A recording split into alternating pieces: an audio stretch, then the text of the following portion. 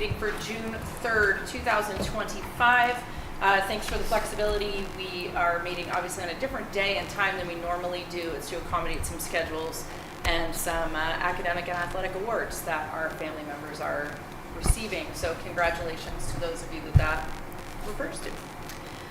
We're going to start off with your agenda adjustments, nominations, resignations, and correspondence. Sure, I have one agenda adjustment, and it is to see what the school board will do in terms of accepting an anonymous donation that was made to Hollis Primary. It was identified in the administrator's report, but I will share that HPS received a generous donation from a community member with expectations that it be spent on staff and student wellness. And so we are looking for the board to officially accept it as it's over the $5,000 mark. It's a $20,000 donation. Well, first of all, thank you. So would we add that to our deliberation then? Yeah. Okay. Thank you. Do you have a preference as to where in deliberation it falls? No preference. Okay, I'll just put it at the end then. Okay.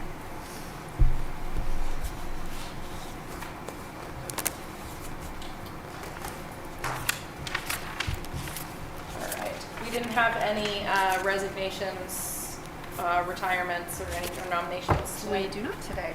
Excellent. All right, we'll move into the, sorry, my notebook's full. We're moving into our approval of minutes for the April of 2025 meetings. I think in our outline it might say May. Do we have both? Maybe it's supposed to be say, maybe our. Should just our be agenda May. should be May. May. I thought we Yeah. approved the other one. All right, so my agenda adjustment is, these are the approval of minutes for May 2025 regular meeting. I'll accept a motion to accept as presented the Hollis School Board minutes from May 7th, 2025. So moved? A second? Second. Any discussion? All those in favor? 4-0-0. Member Lehens will be here a little bit later, so we'll count her votes once she arrives. I will accept a motion to accept as presented the minutes from the Hollis School Board first non-public on May 7th, 2025. So moved? A second? Bless you. Second. Any discussion? Seeing none, all those in favor? 4-0-0. And finally, I'll accept a motion to accept as presented the Hollis School Board, the minutes for the Hollis School Board second non-public meeting on May 7th, 2025. Again, so moved? I was like, I got it. A second? Second. Well done, guys. Any discussion on that one? Seeing none, all those in favor? 4-0-0. Thanks, everybody. Now going to open public input. It is currently 5:07 p.m. We will leave it open for at least 30 minutes. There is a public hearing that we're going to be popping into at some point. This public input is for just the rest of the meeting. There will be public input in the public hearing. Just to clarify for any of those who are intending to come in tonight, we will leave it open for at least 30 minutes from its original stated starting point of 5:15. So we'll close it no earlier than 5:45. Hello, let's have the principal's report. Hi, guys. Hello. Nice to see you both. All right. I'm nominated to start off, so as most of you know, at I'm the sorry, end I'm of the gonna year. interrupt, and I just want to say that a couple of them are going to jet off right after they go, as they have events to go to for their families. Right, thus the timing. Thus the So, timing. yes, Yes, thank so you we'll for be, being yeah, here, and we appreciate you're- that. Of course, and Yeah. you're jetting freely right afterward is absolutely fine. Yes. Thank you for being here, we appreciate you. So, welcome to the end of the school year, Hollis School District end of year in review. As some of you saw or know, at the beginning of the year, we state our goals and let you know what's going to happen throughout the year, and this is our chance to sort of let you know all that's happened.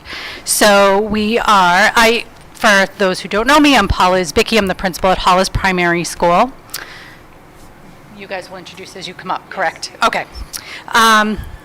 We wanted to start off with some celebrations. So throughout the year, there's lots of things that happen at Hollis Primary School that we'd like to share with everybody. First of all, At the beginning of the year, we have our Veterans Day ceremony, which is very near and dear to our heart. We had a lot of veterans come, and we made a lot of connections and hope to continue to move on. We have a very great showing every year. We hope to continue to be able to get that in.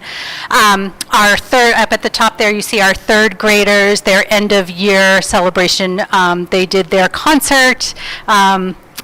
We had T-shirts donated by the PTA. To the right of that is a little bit a sample from our amazing art show and math night that we had just over a month ago, or actually a couple weeks ago. Great turnout.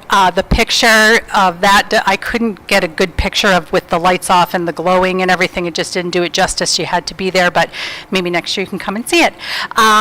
We finished up a bucket filler food drive. Students, we helped with the Nashua Soup Kitchen and decided to do it at a time of year where they typically don't get a lot of donations. So instead of doing it around the holidays where they're typically overstacked with stuff, we did it later in the year to have that. So they really appreciated that. I think we had over 40 boxes that were filled just in our school, so that was great.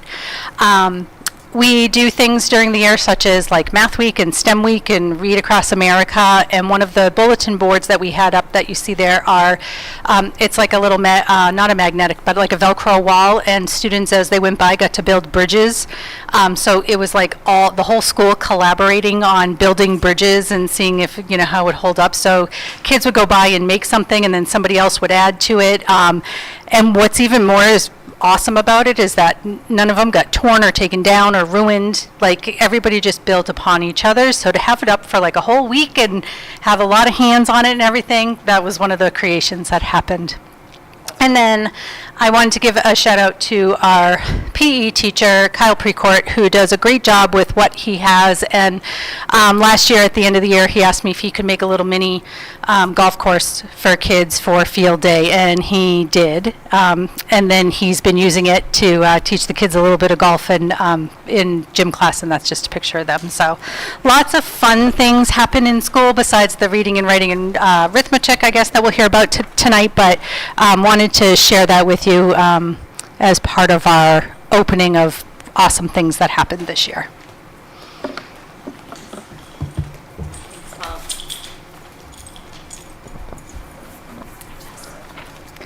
Candy Fowler, principal of the Upper Elementary School. For those of you watching who might not know, I'd like to just say it's been a great year. One of the things that we were looking at the beginning is how, environmental science, how are we helping build a culture and climate at our upper elementary school, and you will see that the teachers spent a lot of time with the students on our talent show.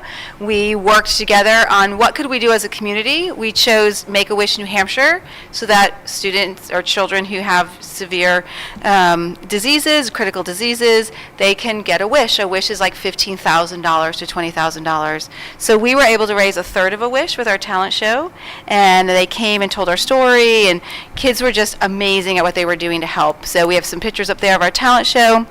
We have been looking and following this Eagle family. But before you get to the Eagle, I have to say, for anybody who has not been to the Hughes Talent Show, one of the highlights is the teacher's performance at the end. And for those of you who weren't there this year, they performed a medley of songs from Wicked, and Candy flew in on a giant rolling staircase at the end of it. It was absolutely spectacular. As Alphabet. It was great. So it is not just the kids who get to showcase, but it's the guidance and the fun of the teachers as well. So. And everyone's donating their hours. You can see from that very first large picture there were a lot of teachers who spent, I would say, hours trying to get our roles right, and it's the medley. We're supposed to be lip syncing, and like, I need to practice. I need lyrics. I need hand movements. I mean, I cannot mess it up, right? But we have a lot of fun, and the kids did a lot of great things. We had crafters that were at part of it, so if you don't have a show talent, you might have a crafting talent. We had snacks. It was just a really fun night, and for a great cause. And then after all that happens, we come back together and we have a mini assembly about a week later where we ask a wish and we do the big check reveal, and the kids were just out of their mind happy with what they had done. So it was fantastic. We also have been watching an Eagle family. which it's amazing. We're watching these bathe. How they're going to pip. Lots of conversations around in the environment. We get 3 eagle babies. We're watching every day. The kids every day, and 1 baby dies. It was devastating. I'm like, oh my gosh, this went from Disney to horror, right? But it is real. And so there's lots of conversations around what happens, even the best of our intentions, right? And what we're trying to do to help the environment. Bad things sometimes happen. So it was a great lesson for us as we were watching.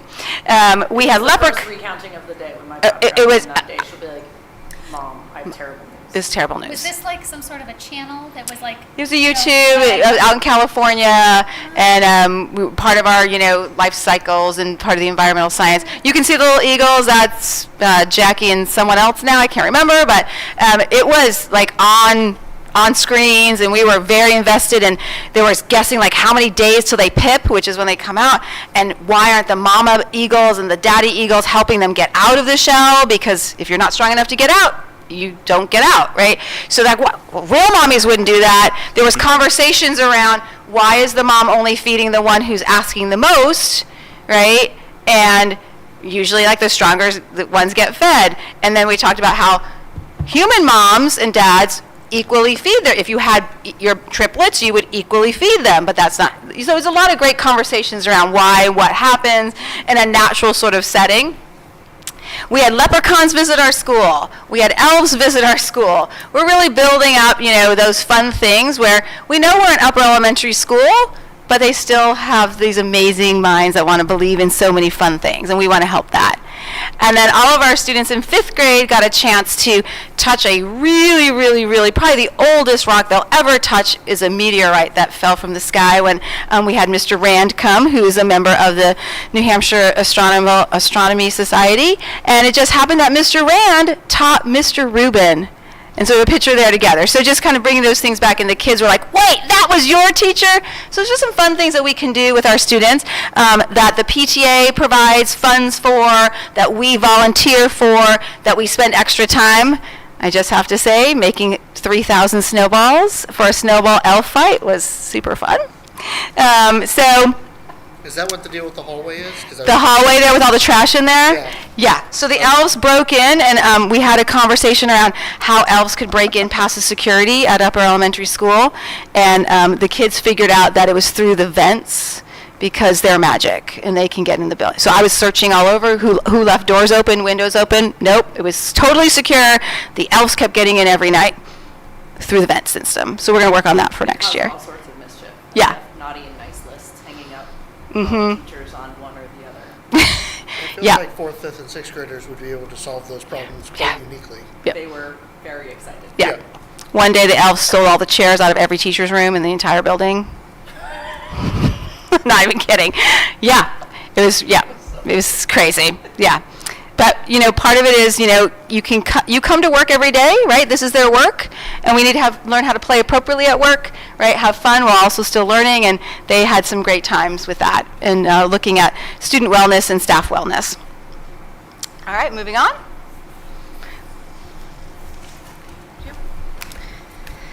Funny, I should be talking about enrollment, but what we did here was, it's a new topic for me.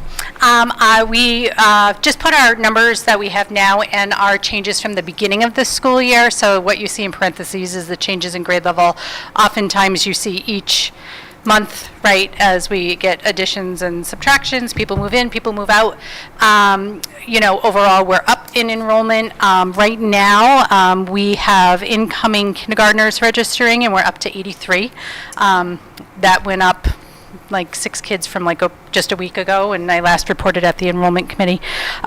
So that's a pretty large number for right now.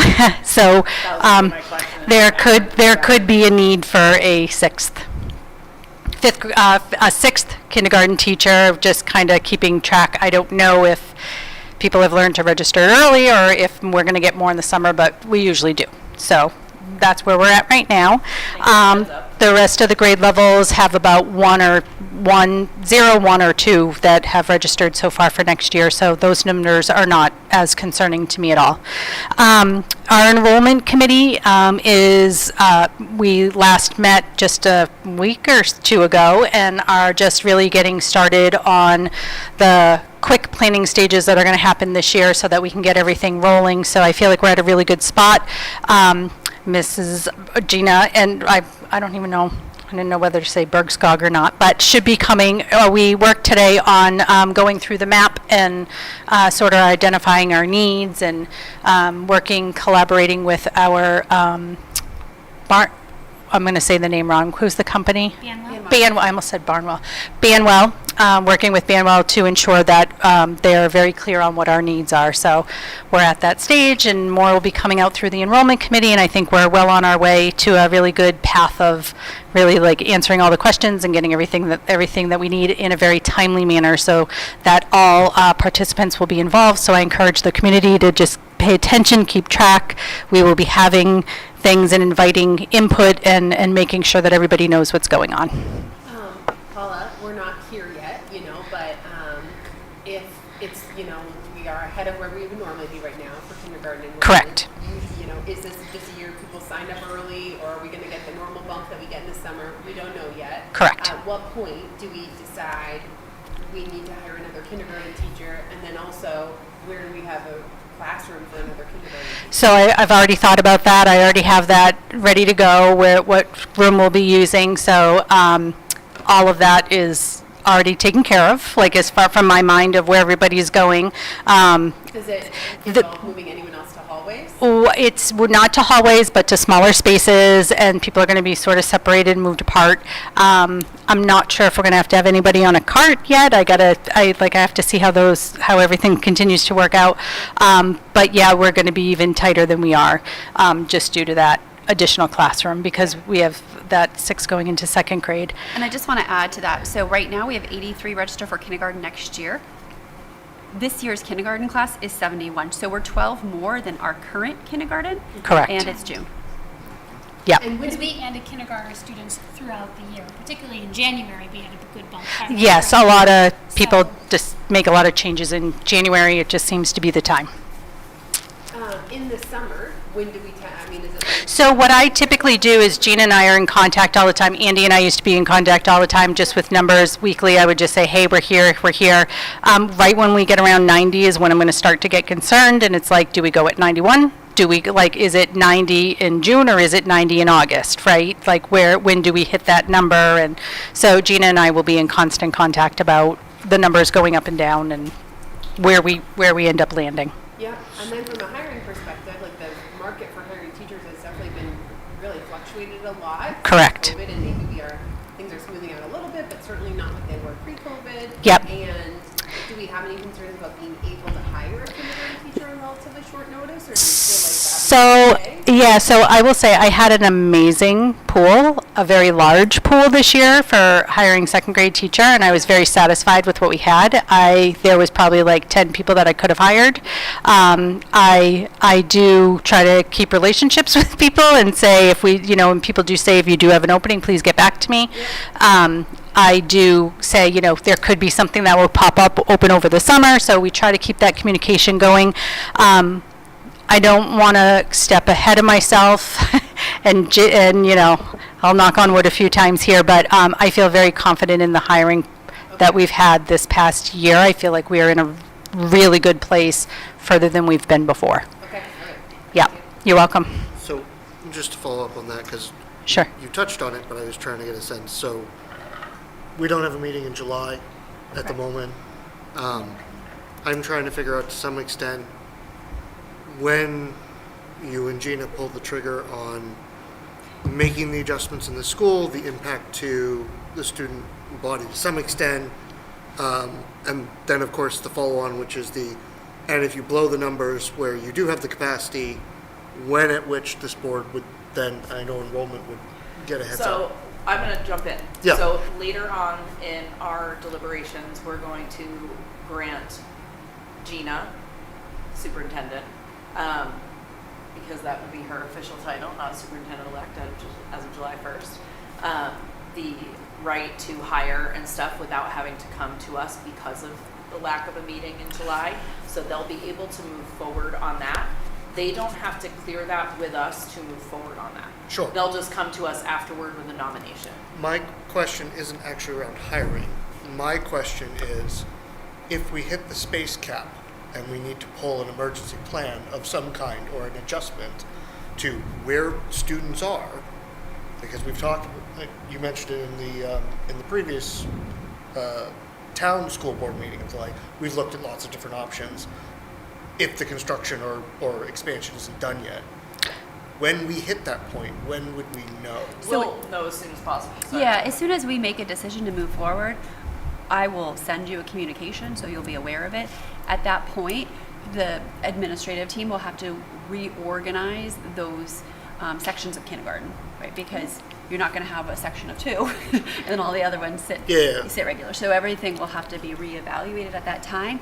But they've been making decisions with that in the back of their head, like might happen. So then this is how we would balance it out. So Correct. they're really operating with 2 plans right now, just in case. Yeah, so we have like like 5 classes of kids, and we have 6 classes of kids. We have 5, if it goes to 5 spaces, if it goes to 6 spaces. Yeah. We have both of those now. And I'm just trying to understand more the, like, if for some reason one of the grades or classes needed to shift schools, which isn't necessarily out of the possibility. We're not there. We're not there. We're not there. That was what I was trying to say. Sorry, yes, we're not there at all. Yeah, not there at all. Yeah, And I appreciate that because it hasn't been entirely clear of how close we are. Yeah. So there are a lot of things that Paula has plans A, B, C, D, E, F, G, H, I, J, K. Excellent. Ready to go for all the different scenarios. She was just mentioning hopefully not moving anybody to a cart, so the specialists can be on a cart, then they're mobile, they don't have a set space. Got it. And that's hopefully, I think we kind of all view that as last resort. Correct. But it's an option Got it. before we ever have to Yeah. affect the children. it's not in the Absolutely. options now, so it shouldn't be a concern And if that that's helps good to information, 'cause I know if die I down ask parent that worry. question, there are going to be other people maybe watching who are absolutely. thinking the same concern. We can move Yeah. multiple specialists to cards if we need first move one specialist. Correct. To card, and Yeah. second. Yeah, It's there's, not great. there's reorganizing and the things we don't want to do, but Yeah. And part of the We gotta reason do why whatever we there's have to no do. step-up day anymore is because of the staffing and movement changes that have happened over the summer. They don't want to tell It's a child that impossible. they've got a teacher and then have to make a change. yeah. So they do all of this with the intention of the kids finding out who they have about, 2 weeks? Once you before. register for Power School Yeah. in August. Yeah. Yep, and we're So usually give them settled by so they then. know, Good. So they don't Yeah. have to pull back on any information that gets pushed forward. Yep. And thank you. That was the information Sure. I was trying to figure out. We got you, boo. Anybody else? All right. She's like, I'm running away.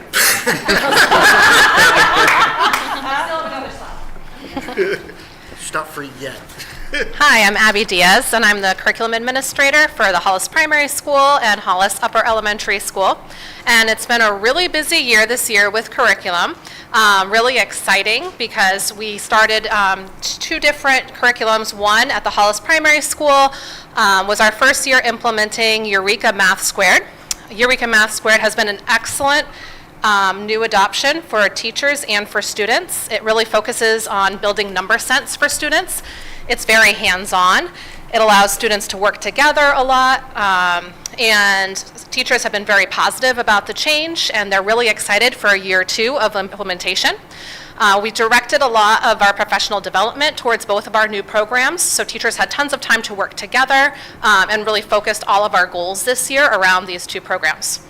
At Hollis Upper Elementary School, we adopted a new literacy program, which was Amplify CKLA. And this is a program that's based on the science of reading.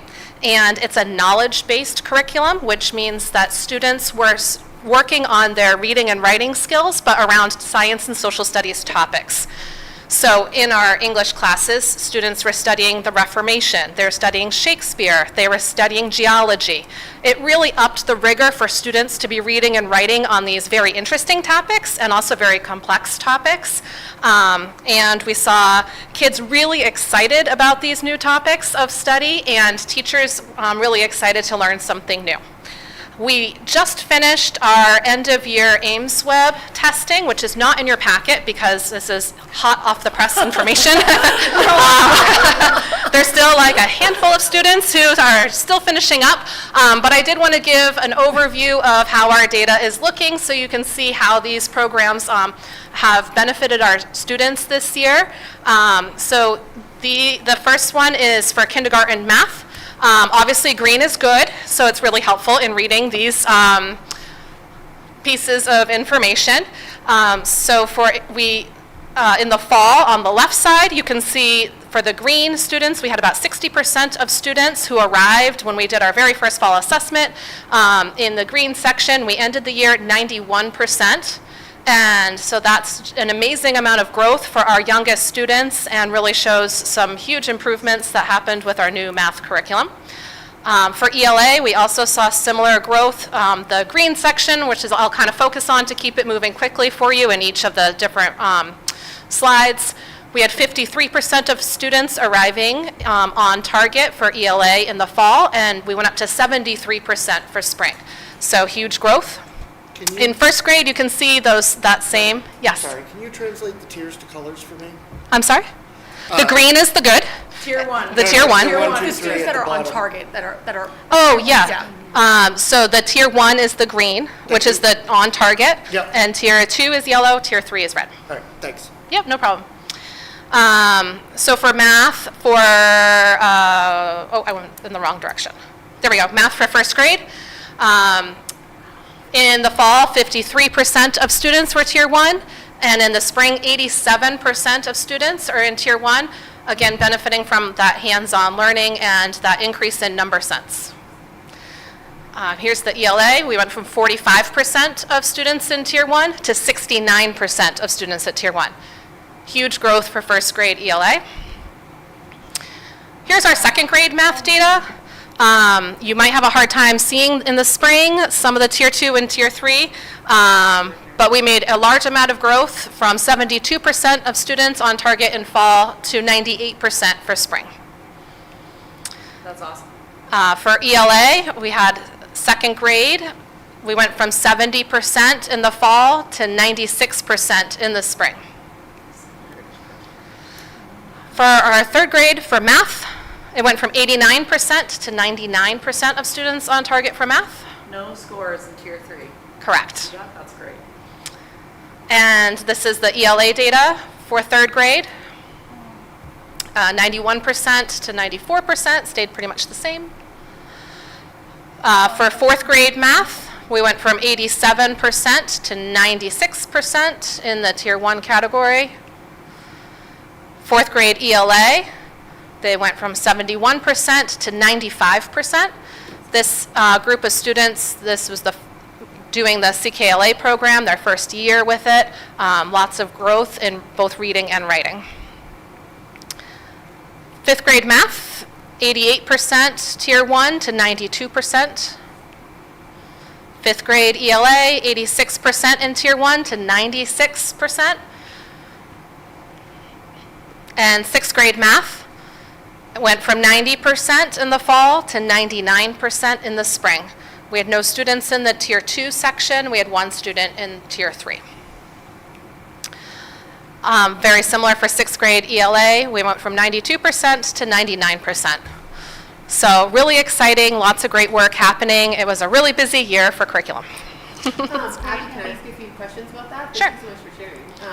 First of all, how does that, I mean, like, it looks like great, incredible data. Mm-hmm. How does it compare to past years? Is that similar growth that you would see? Is that improved growth for math? You know, like, how would you compare that to other years' growth? Sure. So it depends on if you're talking about like cohort data, like the same group of kids as they are traveling up, or different years. But for cohort data, we did see growth compared to like these sixth graders in fifth grade and in fourth grade. So significant growth by cohorts. But every year we do generally, I've showed these same graphs before, we do generally see a lot of progress each year, but this year was substantial. That's great. I don't recall it ever being a no scores. I or asked years, I feel the like. principals, I'm like, have you ever seen that before? They're like, I don't think so. Yeah. The math, this was not completely consistent, but there tended to be a little bit of like better slightly better, scores for math than for ELA. Is that also generally consistent with what we see in past years? Like, maybe a few more, like a kind of bigger chunk of kids in the, on track. And that was, I think, more so in if I go back to like kindergarten and first grade, that's a little bit more noticeable. Yes. And that's because in kindergarten and first grade, they're really measuring very discrete skills, like, do you know your numbers, yes or no? Do you know your letters, yes or no? Yeah. So we do tend to see, more, I would say more of an impact there. But as you go up in the grades, it becomes really very similar. Yeah, okay. And keep in mind also, Jess, like a lot of kids join us in first grade. Right, They yeah, don't necessarily the come first from time. kindergarten, so it might be their first time in a structure. Yeah, that makes so much sense. Now, And then I had one other question. You're doing great, yes. About CKLA, and this is our first year using, I know that teachers have been able to use it a little bit, like start piloting parts of it, but it was our first year really using it just at Hughes. Correct. And I was wondering about, like, did teachers, were they able, as kind of the full year doing it, were people able to sort of like stay on track and get through all of the material that they wanted to, that it was the goal to get through, or was it like, this was a new program and like kids did a good job but also didn't necessarily make it through all the curriculum? Like, how did Sure. that play out? So it was slightly different at each grade level. Yeah. Just with, starting something new, but our goal was to touch on all of the units, and in every grade level, we pretty much made that goal. So I think that was great because the information is very cyclical, so making sure that kids have multiple exposures to certain aspects of the program, I think was very beneficial. And also just to make sure that, with the exposures to each of those units, kids were so excited. So the program has a different student reader for each of the units. And so the kids are like, what's coming up next? What is the next reader? What is it going to be? So the kids were excited to see what the new things were that they were going to be learning. So we got through almost all of the program in grades 4, 5, and 6. Yep. And then this year at the primary school, because they were getting a new math program, we didn't want things to be too overwhelming. But many of the teachers at the primary really jumped right into CKLA also because they have heard how great it is and really wanted something that aligns with the science of reading. They saw their kids very engaged with the content and the knowledge building portions of the program. So some teachers said things like, well, I'm just going to try one unit. And then they're like, well, I'm just going to try 2 units. And then they were like, I'm just going to finish out the year. So especially, I know 3rd grade did many of the units with their students. 1st grade did many of the units. So in the fall, we'll be starting focusing K to 3 on CKLA in that building. That's great. Thank you so much. Yeah. actually, so one of the clarifiers was, so the Eureka Math, I think, was piloted last year and now it's school-wide? Correct. At HPS, okay. Yep. The second question was for anyone who might be watching at home, or myself who's a little muddled today. Is Ames Web a standardized that we have? Is it the state standardized? Just can you provide a short blurb as to where the Ames Web comes from? Sure. Ames Web is a nationally normed test. So we are comparing our data with students across the country. We give it 3 times a year, and it's really our way of monitoring progress. And we use the data, especially in the fall, to look at, which students specifically are going to need extra support in reading and math. It really drives our RTI program. So when we identify students in those yellow or red categories, we know those are students who are going to need extra support, and we do that really through an RTI model in both buildings. And then we have, that second and third data point to look at the growth for in the winter and in the spring. So are there kids who continue to need that support, or are they all set? And, we can focus more on their tier 1 instruction, and which is always our goal. Okay, and then the follow-up to that is, because I'd like to know, if for some reason we heard the state talking about test scores, this is not what they're talking about. Correct. This is not what they're talking about. These are our internal progress monitoring And I scores. got that to some extent, but I wanted to clarify in case someone's like, well, the test scores aren't good in the state. It's like, well, this isn't that. This Sure. gives us Yep. a better view. So the state test is New Hampshire SAS test, and that's for grades 3 through 6. So it's not a great tool to use for K1 and 2. Well, it's not a tool that can be used at all. So we use this to make sure that we have data for all of our students, K to 6. The SAS testing is a good measure of end-of-year progress, but it doesn't have those points along the way to support student learning. It's like, here's all the learning, here's the result, but doesn't guide teachers really in instruction. Usually we share the New Hampshire SAS data results in our fall meeting when all of the data is back from the whole state. But what we have so far, the scores look great, and it's always really exciting to see. Thanks. Yes. Any other questions? Thank you very much. There you go. I'm hopping on to the rest of my slides. My son is getting an award, and I'm just going to finish up if that's okay with everybody. So I'm just going to go through at the beginning. At the beginning of the year, I went through our mentoring program as far as all the different levels that we had, from district mentor, building mentor, role-specific mentor, their monthly meetings and whatnot, and just following up on the year that has we've tightened up the program and have been able to select people that are really wonderful mentors, and the mentees are really, they really know what their expectations are and what they mean to do, and I really feel like our program is starting to give us a little bit more of that teacher retention. We are starting to see teachers that are having a lot of reflection, a lot of growth, really reaching out to their peers to help them, support them in whatever it is they need. You know, we do expect when we hire teachers that they can teach. It's all the other things that really need, you know, sometimes need guidance, or that teacher school doesn't teach us. So our program is really strong. It's growing wonderfully, and I think we have some really good people in the positions to keep it going. We've been able to have classroom visits. We've been able to have teachers go sit with teachers. Even other people say, hey, I can help this person with this aspect of teaching and whatnot. So it's just been a really great program as far as moving people forward, having them be reflective, and then again keeping them here because we want to invest time in people that want to stay. Summer work at HPS is coming. Just today I actually got the night locks. They're for doors that swing outward that you couldn't barricade on the inside. There's a little doohickey, I don't even know if they're called night locks, that help to lock the door so that you don't have to worry about that. And we had to get we had to get a little variance request, so we are approved for it. Police and fire wrote letters to say that it was okay that we have them with, you know, certain expectations. So that came in today. That's going to be starting this summer. We have our gate replacement at the SAU field, which is when the kids go out, there's a little missing piece there. We have our door magnet holders, which when our fire alarm goes off, the doors automatically shut. There's some doors that when they were all replaced didn't have all the magnets put back up. We are very excited as staff. They're going to hear this tomorrow at the staff meeting, and I know they're going to be very excited about our staff bathrooms that are really, really old are getting renovated. And then just our incoming students as far as enrollment goes. That will depend on anything going over the summer where everybody lands. But good communication with our custodial crew and front office and keeping tabs with Gina, I think we're going to be all set going forward. So we're at a good spot, and this is the first summer we're really not like breaking ground in anything, so it feels really good to be able to, you know, just get some cleaning and painting and have the, you know, the things that are being done are super important, but we'll be able to welcome teachers back in a nice, calming way, which I think will be great.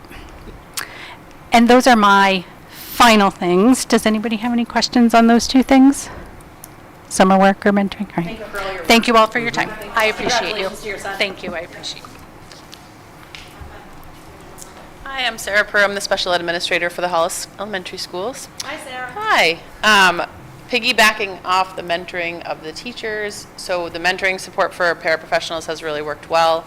It's allowed the staff to have someone, like a point of contact besides the administration.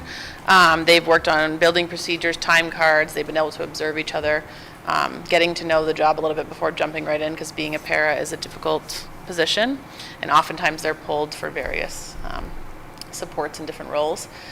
We've been working really hard to actively hire new paras. I know last year we had a lot of contracted paras because the hiring pool was pretty much zero. So, but we've had a lot of great applications. Abby and I have about 4 or 5 interviews this week for paras, so we've hired a couple of new ones. Some already that are hired for the fall, so they'll be starting in the fall. One yesterday that we hope to hire. So it seems like there's a lot more applications in general for the para pool, which is great. A lot of people with good training, which is also helpful. And then we have also had some additional trainings for paras that work in the SAU this year. So they've done some work with reframing behavior, which is a section of CPI training, and all the paras have had that training done by case managers who were trained in the program. And also, although this is not about paraprofessional retention, the 4 to 6 self-contained program has been really successful this year. Michelle Sacco has done an excellent job. The paras in there are wonderful. The students have really acclimated well to the school. The specialists and everyone has been very dedicated to working on different ways to accommodate them and include them in all kinds of different ways in the gym class, the music class, performances, and they have really learned their way around the building and have become active participants in the community. So that program has done very well, and I'm looking forward to seeing kids from the primary move up and make it even larger. So. I'm going to interject. Sure. Sarah's being very Modest. humble. Thank you. Okay. This mentoring program, so we have a mentoring program SAU-wide, and it's structured across all the districts. But Sarah took it upon herself to really put together a paraprofessional mentoring program and really did all the organization, the planning, everything to make it happen. And I'm hoping that other districts can really follow suit, because she's just, she took it on and, turned that goal into reality. And that's really critical for our paraprofessionals and the success of our schools. Thanks. Thanks. Yes. She's like, yeah, that's fine. I don't Thank you for the call out. Also, Yes. It's so great to hear that after the paraprofessional hiring pool being so tight, Yes. and that's so significantly Yes. affected our budget, Yep. that the new paraprofessional contract that got That- issued by yes. Amy is immediately making a difference. It's making a difference, That's yes. incredible. My goal is to cut that budget down. Now, are we seeing Negotiated some by them and people, voted on by the. And voted on by the Yes. people. Yep.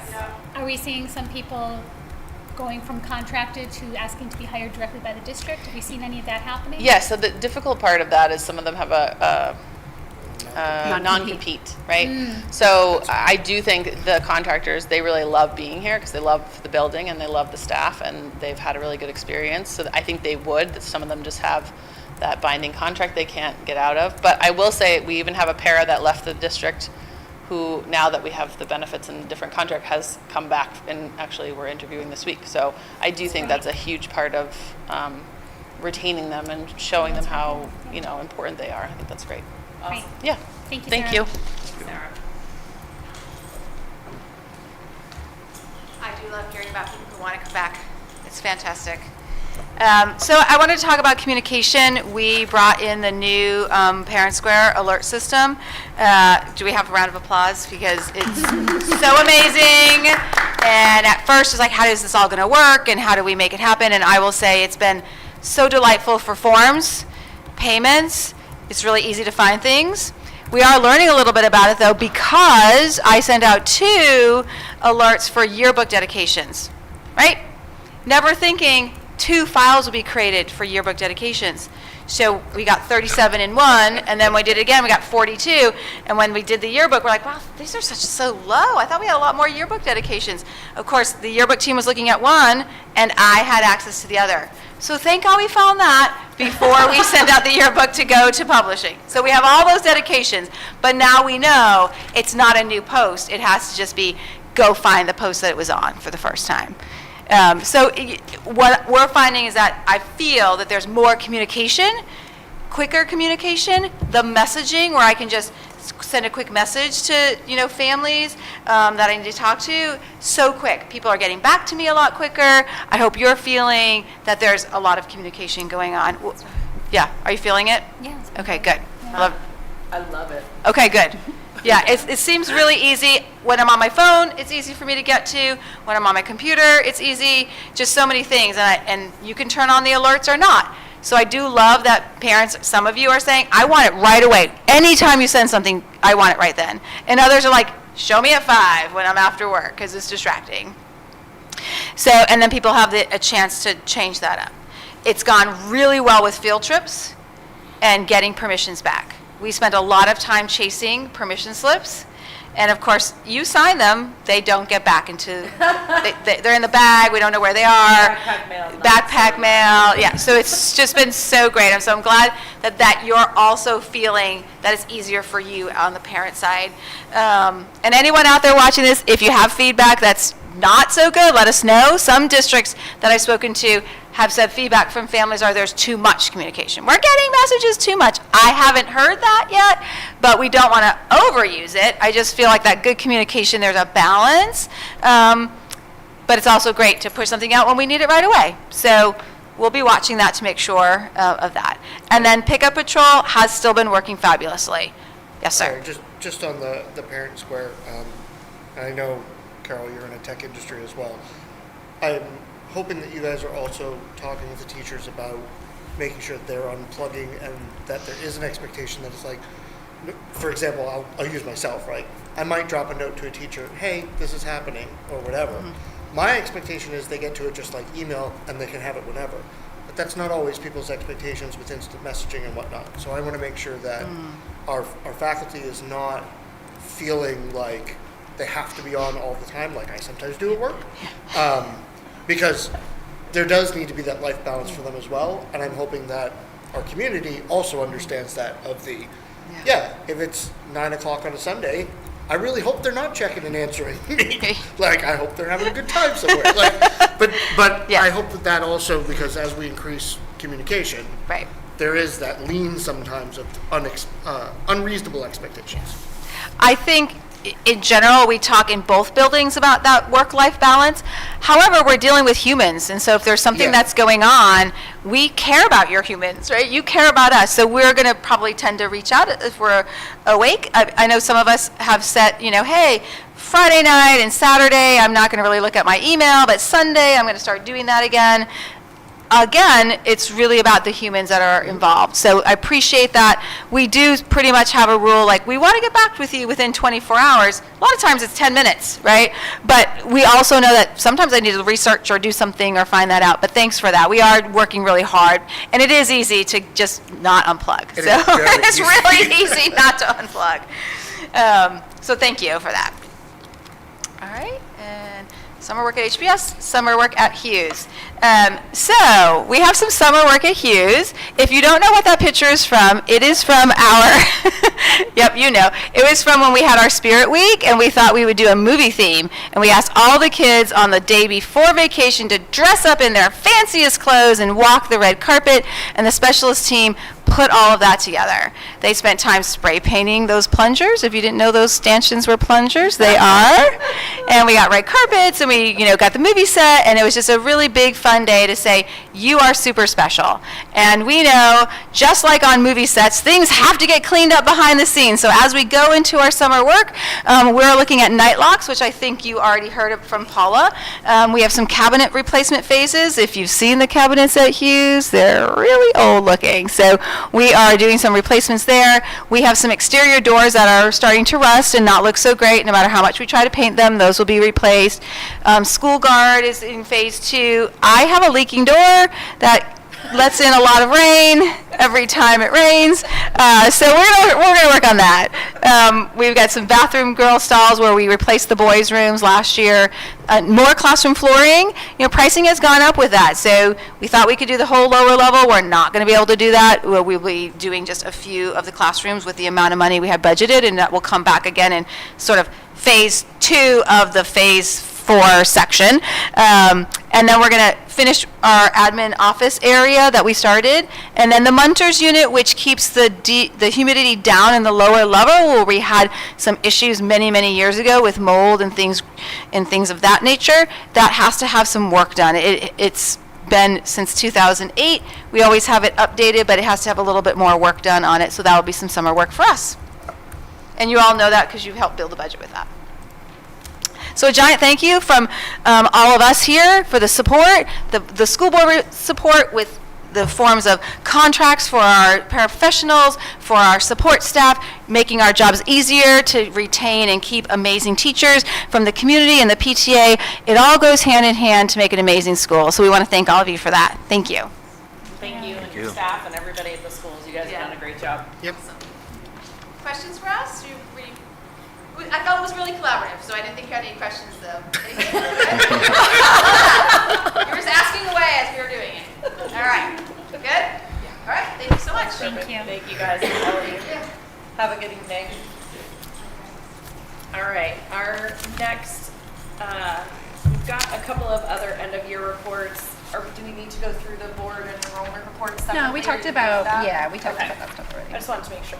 Yep. At this time, we are going to, I will accept a motion that the board recess until the conclusion of the public hearing. On I'm gonna interrupt. We can't start until 6:15 because that's when that was legally posted. Oh, So we'll just have to move on. all right, we'll move on. We'll come back. Sorry. JK, no motions accepted right now. All right, moving into discussion, the revenue and expense update. Okay, let me just flip my page. Scroll down. Okay. All right, so looking good. Looking at our revenue and expense report, you see that our expense balance is in the negative. We do have revenue, some unexpected revenue coming in the form of grants. As we typically see, our contracted staffing for both special ed and support services was well over our budgeted amount, which is why we're in this this negative deficit that we're in. As I mentioned, we do have a revenue balance. So right now, it's projected that our unreserved fund balance is $105,940. So that's in the black, which is great. From there, the voters approved the $23,970 that moves to the SAU Building Trust. Remember that money comes from the districts for rent for the SAU building, so it's really a technicality that just shifts over to take care of Orland Lane. We also have the voters approved $125,000 for maintenance trust. And the desire would be to pull a retained fund balance of $225,000. So the total reductions would be $373,970. That would put us in a negative overall fund balance. We do have our current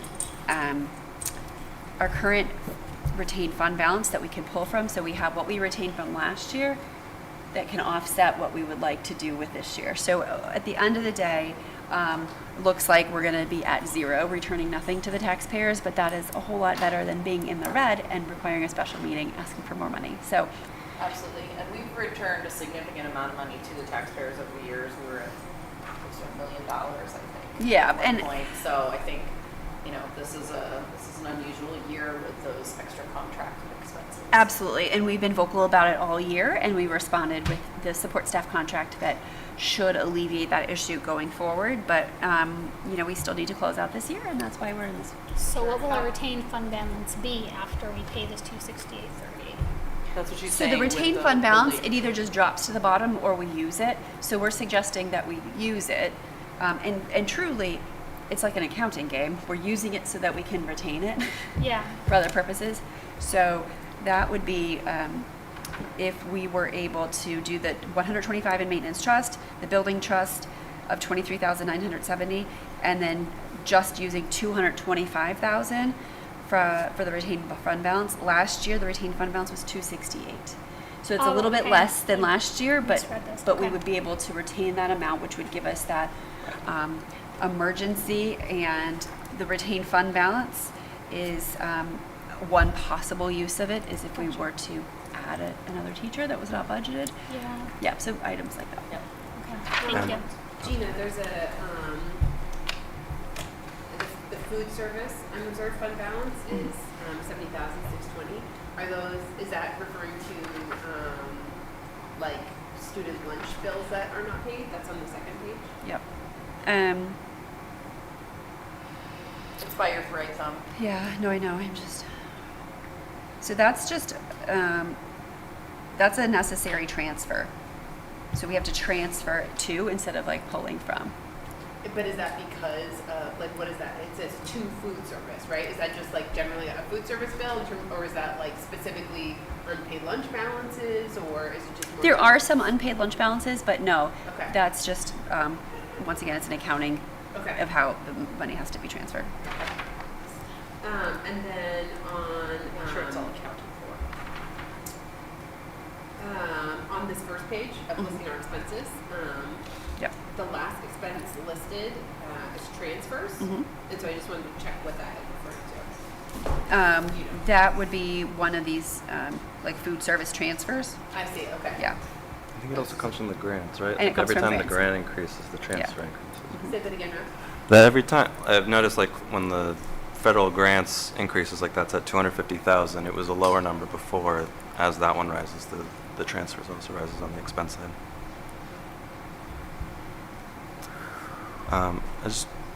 Are you okay? Just want to clarify in the delta from the last report. It seemed like there was an improvement on the fiscal year 26 retained fund balance, because I think that was previously at 169,000. Oh, so yeah. that would put us in much better shape. Yes, we right? are overall in a much better position than Yeah. we were a month ago. Right. Okay. Absolutely. Great. And, you know, Kelly runs a very tight, but like she doesn't want us to go over, obviously.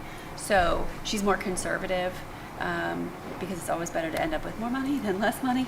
And so as we get closer and closer, some of our encumbrances are released, and that's why you see it go up a little bit. Because if, let's say we thought we would need something, well, at this point we only need 1 month of it as opposed to 3 months of it, so we can release some of the money that we were holding for that particular purpose. Once we actually close out the year, then you'll get actuals and more money will be released. So the retained fund balance, if you recall, I come to you in the fall with a number that comes from the auditors, and they'll let us know what the actual balance is that we can retain based on how the books worked out. But this is our best guess as of right now. There's other items like teacher professional development. We have to have the money available if they want to engage in these professional development activities, and we don't know who's going to request something for June until they do. So we have to hold it. But then if they don't request it, then we release it. And so these numbers should continue to improve. Any other questions for Gina on revenue and expense update? Our next item on the, thanks Gina. Yep. by the way. Our next item on the agenda is the enrollment committee update. Okay, so we had our last meeting on the 21st. And at that meeting, we had Brad Prescott from Banwell Architects and Adam, is it Jens or Jennis? I'm not sure. Jennis. Jennis, from the Energy Efficient Investments, and that's the engineering group that was a part of their bid that we approved and when we accepted them and brought them on board. So they came and just, answered some of our questions, got a feel for where we were, talked a little bit about what they anticipate the next few months up until the bond in March will be. They'll be communicating consistently with Mrs. Vicky, with Gina, Lance Finnemore, our facilities director, just to make sure that they have a clear understanding of the work we've done so far, identifying our needs, looking at enrollment projections, coming up with our formulas, so they can get moving on that. They'll also be writing the request for proposals for a construction manager. They have several, construction managers that they have worked with in the past that they will send it out to. They'll also post it publicly. So that's part of what we asked for when we put out our proposal and we accepted their bid. They also told us that they feel that a traffic study that we had budgeted into our warrant article, that it's a little premature to be doing that right now and actually may not be necessary until after the March bond, when we have a footprint, a design, we've consulted with a construction manager. So in my opinion, based on our conversations, it seems like we're already under budget from what we had asked for the taxpayers on that warrant article. I anticipate we will continue to be so. And that was part of the reason why we were interested in Banwell. There were obviously their qualifications for number one, but they don't try and squeeze us, which we appreciate. It was a great meeting, so we really appreciate them coming. We also, if anybody is listening to this and they're like, oh my gosh, you're moving forward with this, but what about the possibility of moving to third grade? We went through that option very thoroughly. So I want anybody who's at home to understand that Mrs. Vicky and I met in April. Then I met with Ms. Fowler and Ms. Diaz at Hughes to go over first how such a move could impact the Hollis Primary School and how it would impact Hughes. And we looked at it from a building perspective, just like the actual physical aspect of it. We looked at curriculum. We looked at also impact on septic, which, thank you, Jonathan, for your note on that. And our ultimate conclusion was this is not a feasible option. And instead of going through all of that, we have that very thoroughly written out and linked into our enrollment committee minutes from the 21st. That will also be posted in the FAQ page. That should be completed by the end of this month and posted for everybody. So anyone who's interested, I encourage you to read that and reach out to me with questions. And I also want to point out that this was not the first time you looked at the third grade option. No, it is not. You had gone through it at least a year ago with all of us when you were bringing forth, here are the 15 things that we have looked at and realized don't work. But this extra action by the enrollment committee was prompted by several community members really asking them to dig in. So we appreciate you guys doing that extra work to evaluate if that was even a feasible option and realizing that it's not. I think it's good to know what you can't do. Helps set the path for what you can. So thank you for that. And the full explanation of why that doesn't work is up now on the enrollment Yes. page. So we weren't able to have a full, robust conversation about it because we did have Brad present at the meeting, and we wanted to give him as much time as he needed to talk with us. And I keep my meetings to a tight 1 hour to respect everybody's time. So keep that in mind, town members, if you want to come and listen. But all that information was shared with them before the meeting, so everybody could review it. And I did ask if anybody had any questions or any comments, and everybody felt good about it because also Mrs. Vicky, Ms. Fowler, and Ms. Diaz got a chance to read through all of my organized notes as well and verified they felt that it was all accurate and that everyone was in agreement on the final conclusion. So, but again, that will be up, and I encourage anybody who would like to discuss it further to reach out to me, and I'll happily go through it. And do you still have an opening on the enrollment committee for? We do. So I've made that announcement not only here and at the enrollment committee, but also at the Hollis budget committee meeting most recently, and I asked that that be included in their minutes so we could reach that audience as well. I still have not heard anything from anyone, so I really would love it if somebody who does not have children at the schools and would like to be a standing member on the committee to please reach out. So community member, no kids in the schools. That's That the is what we qualification are. for the member. Yes, that is what we are hoping for, and who can make the commitment to come every month Awesome. to the And meetings. when's your next meeting for people who might be having a hard time finding it? Yes, our next meeting is going to be on June 19th at 10 a.m. at Hollis Primary School. Awesome. Thanks, Ann. Any other questions, comments for Ann and the enrollment committee? I was just going to add that we're in the process of developing the RFP for the civil engineering work. So that'll go out probably by next Monday. And that's Banwell wrote it, and I'm just working with our director of facilities to make some small edits to it.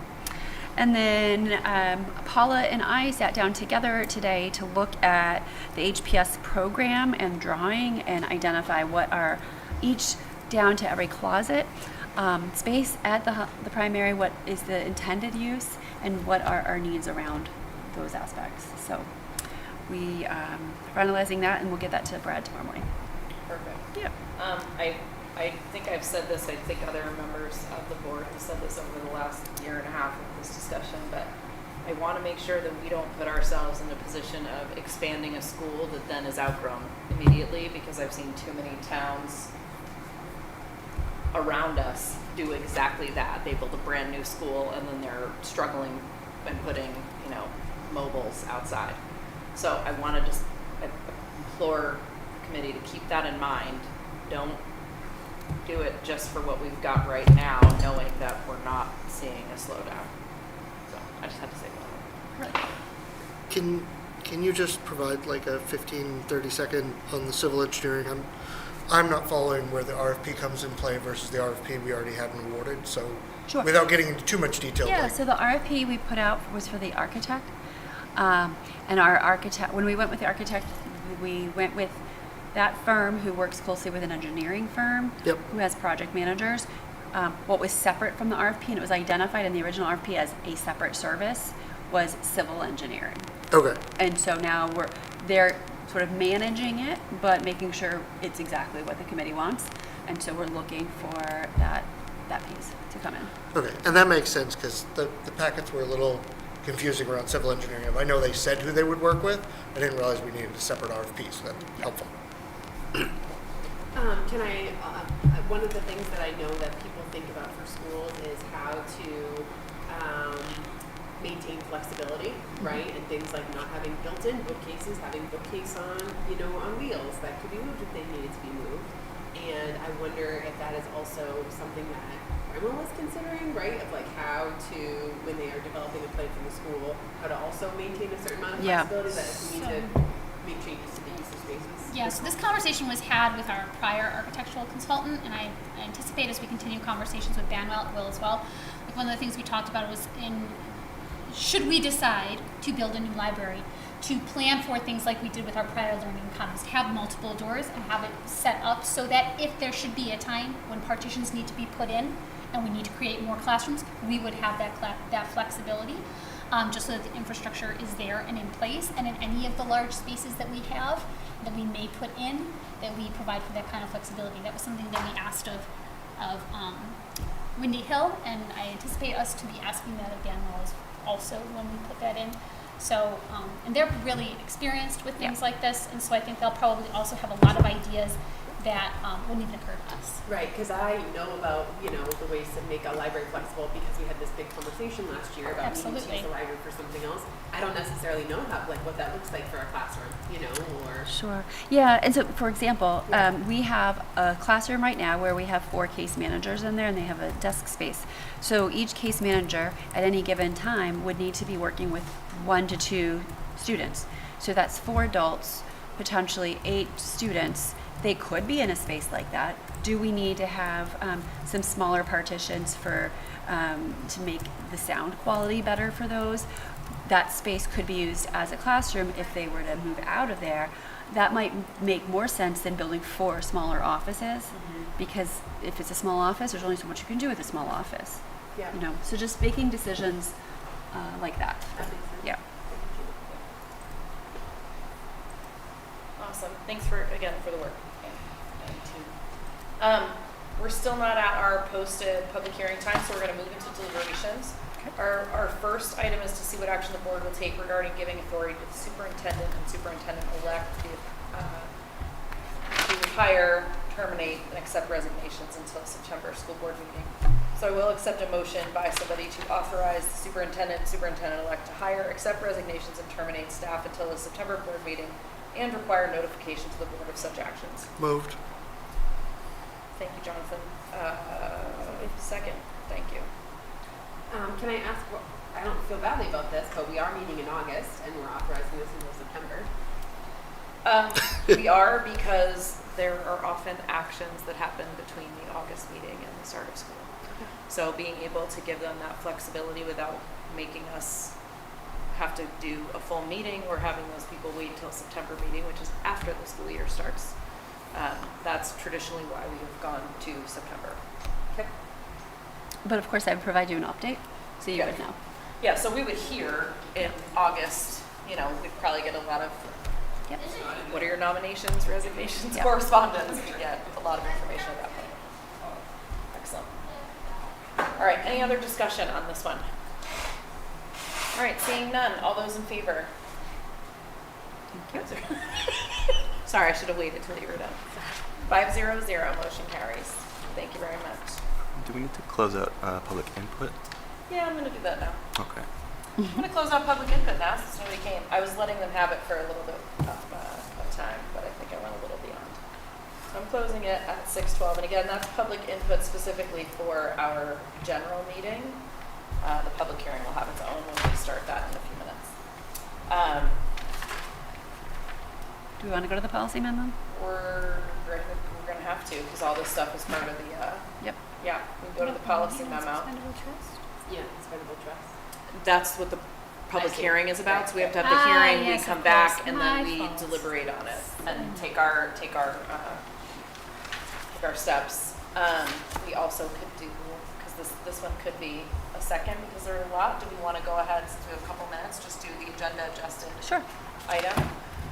So this is, I will accept a motion that the Hollis School District accepts the generous donation being offered to the Hollis Primary School to go toward staff and student wellness, Yeah.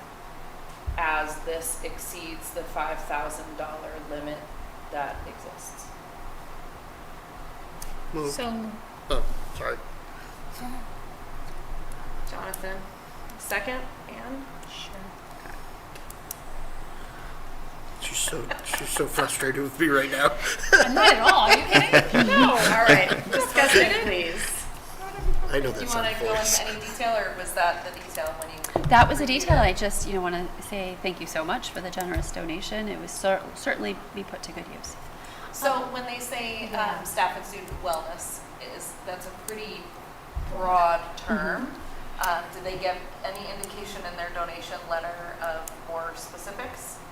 They did not, but I've spoken at length with Paula about this, and some things that she was thinking about is the staff workroom at the primary is not much of a staff space at all, and so she was hoping to brighten it up, get some new items, maybe a clean microwave, some things like that, just that would be able Listen, to I'll impact the donate a entire. microwave. That will be able to help the entire staff. For students, looking at school-wide things such as activities on field day that all students would be able to benefit from. can I just ask, I'm sorry that I missed this detail. Was this just the primary school? Yes. Or okay, all right, so can't go to Hughes. Correct. Gotcha. And I am sorry, I am not seeing in the agenda. What was the amount of the donation? 20,000. It's not in the agenda, that was the agenda adjustment, because they I see. received it after the Excuse me. agenda was set. It's $20,000. Okay. So we have to take a vote if it's anything over 5K. Okay. Is there anything that, is it appropriate, or has there already been a conversation with the person who did donate this about, like, should we solicit from them what they would like to have? Is that appropriate for us to solicit from them what their thoughts are about how they would like it to be spent, or was it just generally? It was just staff and student wellness. Okay, Yeah. all right. Thank you. Raph, you're on the wellness committee, right? Is there anything there that would be relevant to? Not that I can think of from the most recent one. We actually have our meeting this week, after this meeting. Yeah, okay. Maybe this should be brought up to the wellness committee then? Yeah. To see if there's any input from them as well. It's wonderful that you and Miss Vicky are talking about this, but since I said wellness and we have a committee, probably should go to the committee for some input. I don't think they need to decide what's done, but I think input would be Is helpful. Sorry, I thought you were finished. No, you're good. Is the wellness committee It's an not SAU. SAU-wide Yep. though? So we can only, they may have ideas, but they can't offer guidance if it's Sure. not specific to the primary But I school. think bring it to them just for ideas. For sure, that's what I'm just Yeah. clarifying for Yep. anybody listening, that it's not somebody who works at a different school saying, this is what you need to do. I think just being That is helpful to know. Yeah. broad ideas. My other question that would come up a little bit is whether or not there might be areas under the librarian staff or supplies to some extent that would benefit the whole school for more than just a field day in terms of the. So I'm sorry, let me clarify. I think the thought was to spend a little bit on Yeah. something for students at field day, not to spend it all. But The best balloon fight. it's going down in history. No, but she was Kidding. really just Really focused well. on school-wide Yeah. events. The library, I just worry that there's no space. I don't know what to Fair purchase enough, for the fair enough. library. Right, and it may be different Yeah, soon. Right. You know, Yeah, what it yeah. looks like, and, Yeah. but really just doing things that would certainly reach everyone rather than a smaller group. Yeah, and I think the idea of balancing, some of the, as you said, like more expendable things with sustainable, like, Yeah, the staff room being yeah, the a little staff bit room was more a great idea. sustainable, over time, and balancing some of that with things for the students too would be great. right, things for their, maybe where they have recess, areas for shade, water, Yeah. things to play with that are safe and fun. We can't go get a hot tub. That's not appropriate. Doesn't sound very safe. All right. Seeing no more discussion needed, apparently, let's take a vote. All those in favor? Accepting this generous donation? Thank you. 500. Thank you again Thank to this you. donor. Thank you. Yes, This thank is you. absolutely wonderful. We look forward to hearing the results we spend. All right, it is now 6:18, so we are past the point of our start for the public hearing, which was scheduled for 6:15. So I will take a motion that the board recess until the conclusion of the public hearing on the Hollis School Building and SAU Building Expendable Trust and Water System Expendable Trust. So moved. Second, Second. any discussion? Can you explain? I'm sorry. Yeah. I want to understand, why are we recessing to have a public hearing? Because we have to. Okay, The public hearing has to exist separately. It has a separate set of minutes and It's not a separate public set of hearing. outline. Correct. got it. Okay, So thank it you. is part of our meeting because we hold it and then we make decisions about it in our deliberations. That's when we skipped over just then because we Yep. couldn't do anything about Sure. it. But we have to recess and then we'll reconvene. So we're having two meetings and we're just sandwiching one in between. Correct. Yeah. It's Got it. one meeting. We're just recessing and then we're coming back. We're not adjourning. No, Yes. public hearing is Gotcha. is yeah. Yes. Yep. That's why there's a separate outline for That's it. a nice little Oreo. I got it. We can go. Yes. All right. All those in favor of recessing until the conclusion? 500. Okay, board recess at 6:19 PM. Okay. Would you like me to go through this? I would love for you to go through this. Okay, so, You don't have to call the public hearing to order. That was correct? what I was going to ask. no, nope. So I can't remember that part. Go ahead. Gina, pass to you. Okay, so Principals Paula Zwicky and Candy Fowler identified several needed repairs and improvements for their respective buildings during the budgeting process. At the budget hearing for FY26, the Hollis Budget Committee recommended, along with the Hollis School Board, that the funding source for certain items would be the Hollis School Building Expendable Trust. So I want to explain, these are items we've been talking about since October. For the principals and we've been talking about them since July.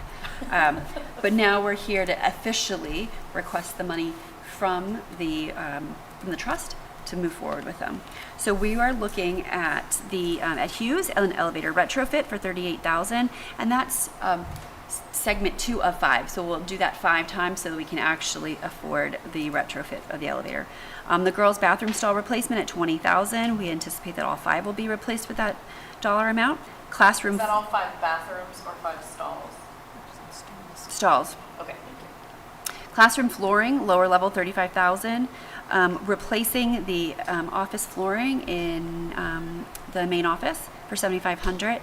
And then doing phase 2 of the installation of school guard glass at our entrance here at Hughes. And then the exterior door, replacing or removing exterior doors for $5,000. So the total of that would be $130,500. Our current available balance is $145,076. We expect to add $125,000 because that's what the voters approved up to. With the expenditure of $130,500, our anticipated ending balance for FY26 would be $139,576. Do I want to go through all of them, or do you want to stop and ask? I mean, there's nobody here, but the public gets a chance to say in favor of or against. I had some questions, but I don't know. So this is a public hearing for That was all what I was- those people in the audience Yes. to We have ask? our deliberative time. Yeah, Okay. This is for them to ask questions. So All she'll of go them. through this, and then if there were people in there, they have public comment time. Got it. Our deliberative time is for us to chat about it. yeah. Good. Okay. We got you. This next one We're is, acclimating you quickly. I'm awake. It's a good reminder, like, too, I'm still been on the board for a year. It's a helpful reminder for me, too. it's a funky little thing. Yeah, and There's like so much to keep track of, and we do this how many times a year? Like, you have to remember, like, it's, Yeah. don't worry about it. Okay, and then we have the SAU Building Expendable Trust. So this is the trust that we have for the 4 Lund Lane facility, the SAU office. The money comes from rent. So the request this year is to renovate the building, the front building porch, the one closest to the stairs that's not currently in use, because it needs to be renovated. So that's estimated at $45,000. Our balance right now is $136,771. $23,970 would be added from the rent transfers, and then expected, or the proposed expenditure would be $45,000 for that porch repair, leaving us with an ending balance at FY26 of $115,741. All right, moving on to the next one, we have the Hollis School District Water System Expendable Trust. All right, so the FY25 request, annual rebuild of the 3 chemical feed pumps at $3,466.34, and to add a source sample tap to the well at $2,691.85. That is what we need board approval for. We will likely include a warrant article in FY27 to be $25,000 to be added to the Water Expendable Trust, as our balance is dipping below the $50,000 where we started. So looking right now, our current balance is $32,393. Our expenditures that we're looking for approval would be $6,158. No money is to be added. And so our FY26 ending balance would be $26,235. If you recall, we are a water company as well, and so this is to do the work on the town water that we own. I'm very much excited about that new title of mine. I don't know what the title is. Water District. Water czar. Water czar. And then we have the Hollis School District Special Ed Expendable Trust. So there are no plans to use these funds in FY26, although this year would have been a year that we might have, given all of our contracted services that went over balance. But our goal is to hit $225,000. In this FY26, we made a decision not to contribute this year just because we had so many asks. So our current balance is $164,589, and nothing is to be added. So that is expected to be our ending balance. Excellent. Thank you, Gina. Yeah. I'm opening the floor for public comment at 6:25 p.m. There are no members of the public in here at this time. Unlike public input in our regular meeting that we can leave open in the background, we can't do that in a public hearing because the rest of the public hearing is to hear from the public. So at this point, we are going to close public input, or public commentary, I should say, on the in the public hearing. So opened and closed. Well, 6:26. Good, Yeah, it changed. that's fine. There we go. So 6:25 to 6:26. And now we will, hold on, flipping back. Need to come out. Where? Do we need to take a vote to reconvene?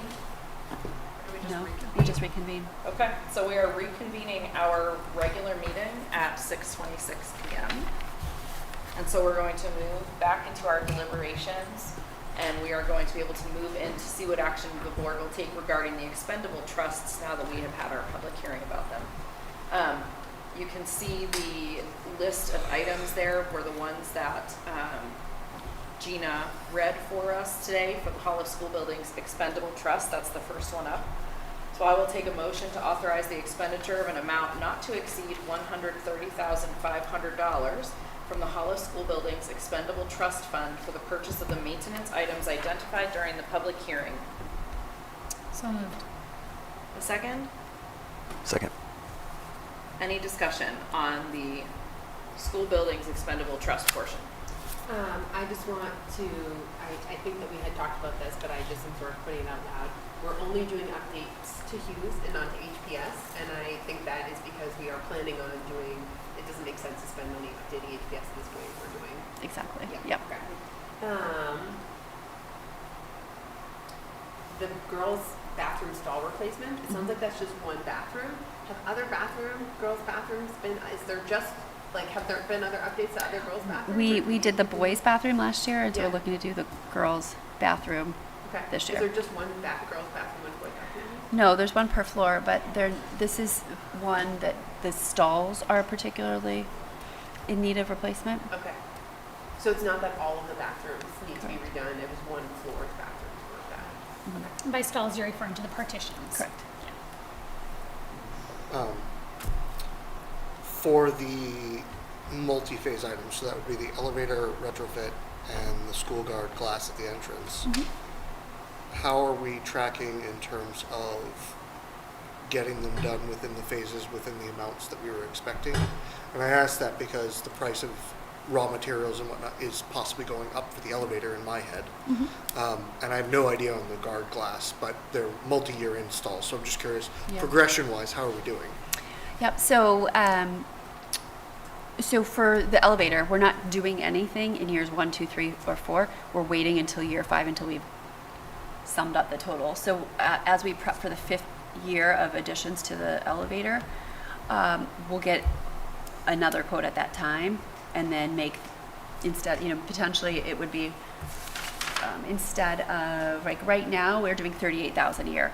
We might see 45,000, to make up. That's That- what the note for set aside each year meant. Correct. Okay. Yeah. I translated that in my head to we have to approve it each year, not that we're just setting aside funds each year. So that makes sense. Well, we are do approve it each year. approving to No, set but aside funds. It's to set aside funds, not approving a new phase to be executed. Correct. No, yeah, So- correct. And then in terms of the school guard glass, so all of our schools are doing projects with school guard glass. So we are working with them constantly, looking at pricing and stuff. So these are pretty firm quotes. We look at a particular region or wing, or depending on the school, and that's a quote that stands pretty firm. Okay. Is there another phase coming up then, after phase 2, or is phase 2 the last one? I would expect there to be another phase. Yes. Okay. Somebody asked this at one of the meetings. When we are setting aside funds, are we getting interest on this? Because it seems like sometimes the numbers that come back are the same as that we got. So what happens to the interest that we're earning on the monies that we have, like in our trusts, for Yep. example? Well, if you take a look at Special Ed Expendable Trust, we've never put in an odd dollar amount. Okay. So And it's so just that's- like, just keeps on like, staying within that trust for that purpose. It doesn't go anywhere. Correct. Perfect. Thank you. I guess my other question, which sparks from the principal's presentation, is to how far off were we on the flooring? If that's a reasonable question to ask, because Candace mentioned we so were off a bit. part of the issue with the flooring is the change in materials. Okay. So we're if you look at HPS in that main hallway, the flooring it's not as shiny as some of them are, and so it's a different material, Sure. which is more expensive. Yep. Doesn't require all the wax, but it also doesn't have some of the off-gassing. Sure. So we're going to move into that. So that means if it's more expensive, we're not going to be able to cover as much. Got it. And At a time. At a time, yep. Yeah. So we'll just phase it out over a longer period of time. Yeah, and that's really good to know if we're changing materials and that's resulting in a higher cost. That makes sense. Are there any concerns about the elevator being unsafe? Is there a reason, what is the reason that we're doing the retrofit? Because we know it's coming. Okay. And we have elevators in all of our buildings, and when there's a problem, it's not cheap, and we need to fix it. And so we are planning on the fact that we know it's just time. And that's something that we'll Retrofit move before forward it with to make sure that it is replaced when we have the money to do so, or not replaced, but whatever updates are necessary, we'll do that. Because, in some of our other buildings, we've had an issue, and then just the materials aren't available at the right time, or, it's not something that you just call out, they replace, and a couple days later it's ready. So we don't want to be put in a position where it's out of order, and then now we're waiting for a long period of time. So we're trying to plan proactively. And how are we figuring that out? Is that something that when we have elevator inspections? Exactly. They're Yep. giving us those on? Okay.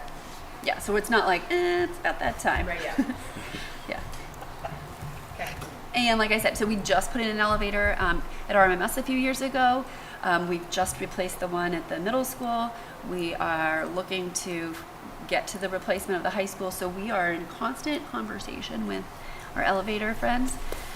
So we're trying to definitely be on their lineup of activities. Any other questions about the school buildings expendable trust? All right, let's go ahead and take a vote. All those in favor to authorize the expenditure of amount not to exceed $130,500? Thank you. Our next item was the second one that Gina covered, and that was for the SAU Building Expendable Trust.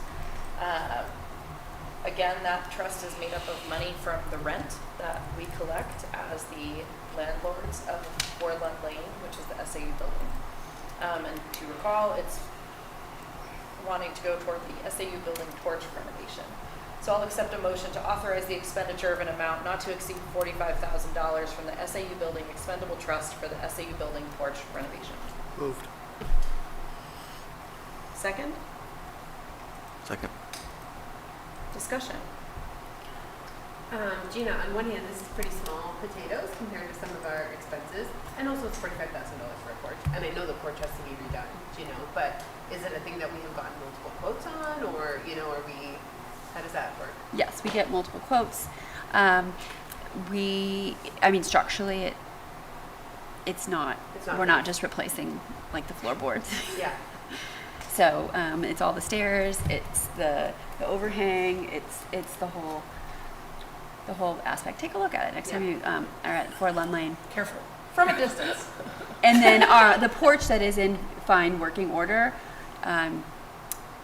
is in need of repair as well. So the spindles are broken and cracked. So that will need to be replaced. We'll probably do that at the same time.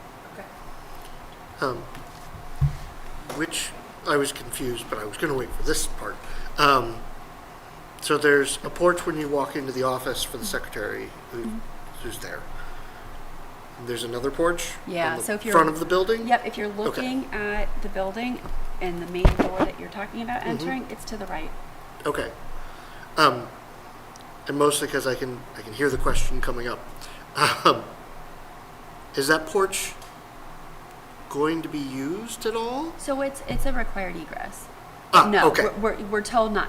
We tell people not to use. Well, for a variety of reasons. Right now, it's not safe. But we filter all of our business through the main office. Yeah, sure. Where the receptionist sits there. But we do need an exit that's safe. Yeah. That's a good question, though. Yeah, and I totally get it's a required egress. But yes, I could hear someone being like, okay, so you're going to spend $45,000 on a porch for an office. Why would you be doing that? Even if it is structured, why don't you just remove Well, it's not it like a or whatever? wraparound porch. There's a door. Yeah, no, There's a door that needs to be painted. and you laughed at my hot tub comment. but yes, that was why I was asking. Yeah, Was no, I like appreciate someone's going to ask that question. I knew that. So Yeah. Sure. Any other questions, comments? All right. All those in favor? Thank you. 500. Congratulations on the new porch. I'm thrilled. Badly. Yeah, it looks awful. you need to get her a rocking chair or something on the I'm gonna porch. send you a photo of it Oh my before gosh. and after. I think so. Do we need to have like a small gathering of like sharing cookies on the porch or something? Yeah, We might need a ribbon cutting. I love it. All right, our next item is for the Hollis School District Water System Expendable Trust. Our water czar, Gina, was talking about the annual rebuild of the 3 chemical feed pumps for $3,466.34, and to add a source sample tap to the well as well. I will take a motion to authorize the expenditure of an amount not to exceed $6,158 from the Hollis School District Water System Expendable Trust Fund for the annual rebuild of the 3 chemical feed pumps and the addition of a source sample tap to the well. So moved. Thank you, Jessica. Second? Second. Discussion. What's a source sample? I had the same They question. are required to test the water every month, and it's a lot easier if you have a tap to take the test from instead of having to go into. Gotcha. Okay. And then my question is okay, I see it's an annual rebuild. why are we have to rebuild it annually? Is it just that part just don't work more than 365 days, or? Because I'm new to the water system management program. Isn't it they have to like refresh the chemical? Yeah. And it's not. Okay, they're not physical actually thing. rebuilding the Right, they- pump. Okay. I'm trying Well, to the remember how chemi- Andy described it last year, but I believe it had to do with like refreshing the chemicals. Like you have to refresh. Yeah, the air and I'm conditioning aware of system is that, where free. like you could often pull the injector out, basically put a new one in, and that's it. But yes, when it said rebuild, I was like, okay, you're yearly rebuilding the feed pumps. That seems like a poor thing. Like, Yeah. Well, those pumps get a lot of action. I So, totally get happy that. that it's only annual, Yeah. because that is, For the town, it's for the town, center of town, yeah. it's the middle school, Yep. town hall, like that, Those- all of it. Yeah, those Yep. houses in that area, As we learned, the Farley building. the Farley building. All of that. Yeah. Any other questions, comments on the water system expendable trust? All those in favor? 5-0-0. Thank you. All right, and we have one last item under deliberation, since we've kind of hopped around a little bit. Can I actually just ask one quick question about the special education expendable trust? Obviously, we're not requesting anything for that this year. I just was wondering why we decided not to pull for that in terms of trying to meet our budget deficit this year. Was there a reason that we didn't pull from that fund? Because you could make the pitch that it really would be appropriate to, right? Because it was for contracting paras, you know? I was just wondering about choosing one fund over the other. We made the decision that the balance was a healthy balance. The budget committee had asked us to look at the budget and to find some savings, so we pulled back. That was one of the items that we pulled back just because it had a healthy But then balance. Pulling back from adding to it No, this no, year. I understand that. I'm That's asking a a different different question. My question is, why didn't we use this fund to make up our? Yeah, okay. So it's there if we need it. We could very well have needed it. What we were trying to do at this point in the year is try to break even. And so we didn't want to just jump to that and request to use funds when we really didn't know how the year was going to end. So if the retained fund balance from last year wasn't going to be enough, we absolutely would have moved forward with the special ed trust as well. But we prioritize using the retained fund balance. Because that falls to the bottom every year anyway, it lapses. Okay. So Versus needing. it something either is more going than- to I see. help replenish what we don't have, or just go back to the taxpayers, whereas this trust is there earning interest, Yeah. and we can hold on to it because it's a trust year to year for those emergency needs. Yep, that makes so much sense. Thank you, Gina. Yep. Good questions. All right, next to our deliberation items, our final is actually regarding the proposed policy memo. I'll accept a motion to approve the recommendations of the Hollis School Board Policy Committee as per the memorandum provided as part of the agenda packet. So moved. A second? Second. Now, I know, discussion, and I'll start the discussion. I know we like to go through these one by one versus all at once. Is that still the case? That's what we've done in the past? Do you guys still have the appetite to do it that way? Or, Yeah, there's a lot here actually to discuss. With these policies, they really need to be, I think, discussed one by one. I'm fine with that. That Yeah. was my plan. I just wanted to make sure that you guys were still Yeah. on board with that. Just having new members. Don't worry, I don't understand them as a group, so individually will be helpful. Totally fine. And they're not as a group per se. It was a way for the policy. Do you want to explain this, or would you like me to do it? We were just, I think it's helpful to have one document kind of summing up, here's everything that we are talking about in terms of policies in this meeting. But then in terms of voting, I think very understandably, the board prefers to vote individually. So there was a period where it was like, we can just vote on them all at once, but actually, sometimes there's a lot of variance between what the policies are and what's happening, and people like the flexibility. I like the flexibility too, of being able to vote on them individually, so. There are some times when like the changes on all of them are really minor. Yeah. So, or we've already discussed them and we're on the third reading, and so we're like, great, let's just do it all at once. But times like this, there's a lot of new stuff. Well, it's So- first reading that are new and first reading the major changes.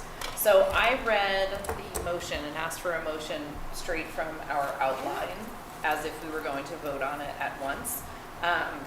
Jess, since you were the motioner, would you like to adjust your motion to reflect that we're going to take them as individual items? I would like to do that. I'm uncertain of my ability to get the verbiage of that amendment right. Okay, why don't Would we you just like me retract to- the motion and then just make a motion to adopt KI, or each to one. Okay. move KIs? Yep, so would you like to retract your motion? I would. All right, motion retracted. There it is. All right, so our first item on the policy lineup is policy KI, school visitation and observation. This is a first reading with major changes. One, just clarification. One sec, we need a motion. We need a On motion. procedure. So I move that you can help me adjust my verbiage here, Carol, but I move for a first reading with major changes. I move that we approve a first reading with major changes, KI, school visitation, and observation. Correct. And so a second on that one? Second. Discussion. So procedurally with these, Yeah. so the policy committees come up with wording and adjustments based on the legal information, et cetera, that you have. We as the board get to vote as to whether we're going to accept the adjustments. If we choose not to accept the adjustments, Then the policy committee has to make changes. okay. And Most often we will make adjustments here. We'll say, can you fix that this? was going to be my second And question. if you Are we look allowed at to propose KI amendments? in there right now, you'll notice a lot of stricken verbiage. Yes. Those are the major changes they made in response to their review. Yep.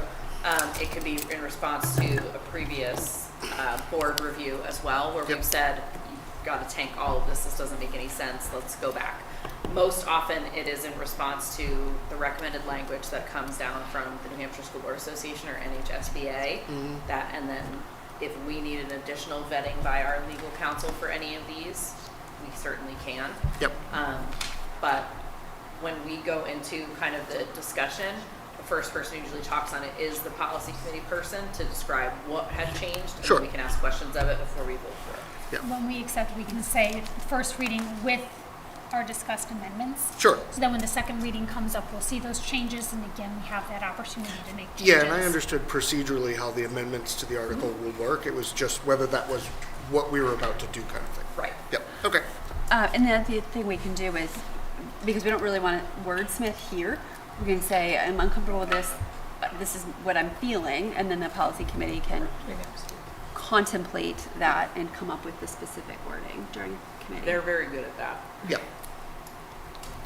So, all right. So our back to policy KI, Jess, opening discussion. Yeah, so there were updated privacy and confidentiality requirements.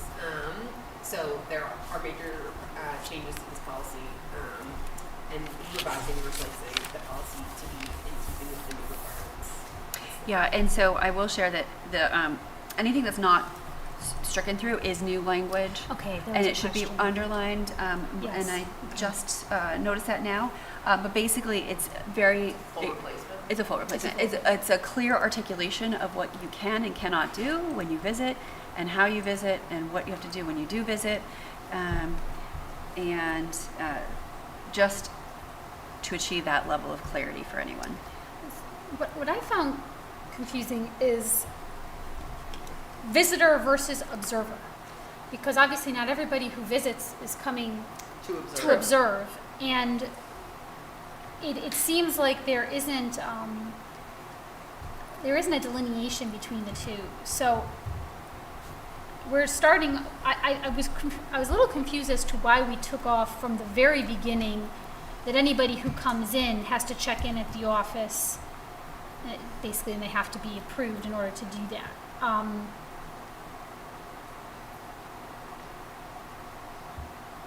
I guess, like, not that I have a problem with what's added, like, that can come in, but I was confused, like, why this part had to be struck first. Like, what was wrong with what was here before?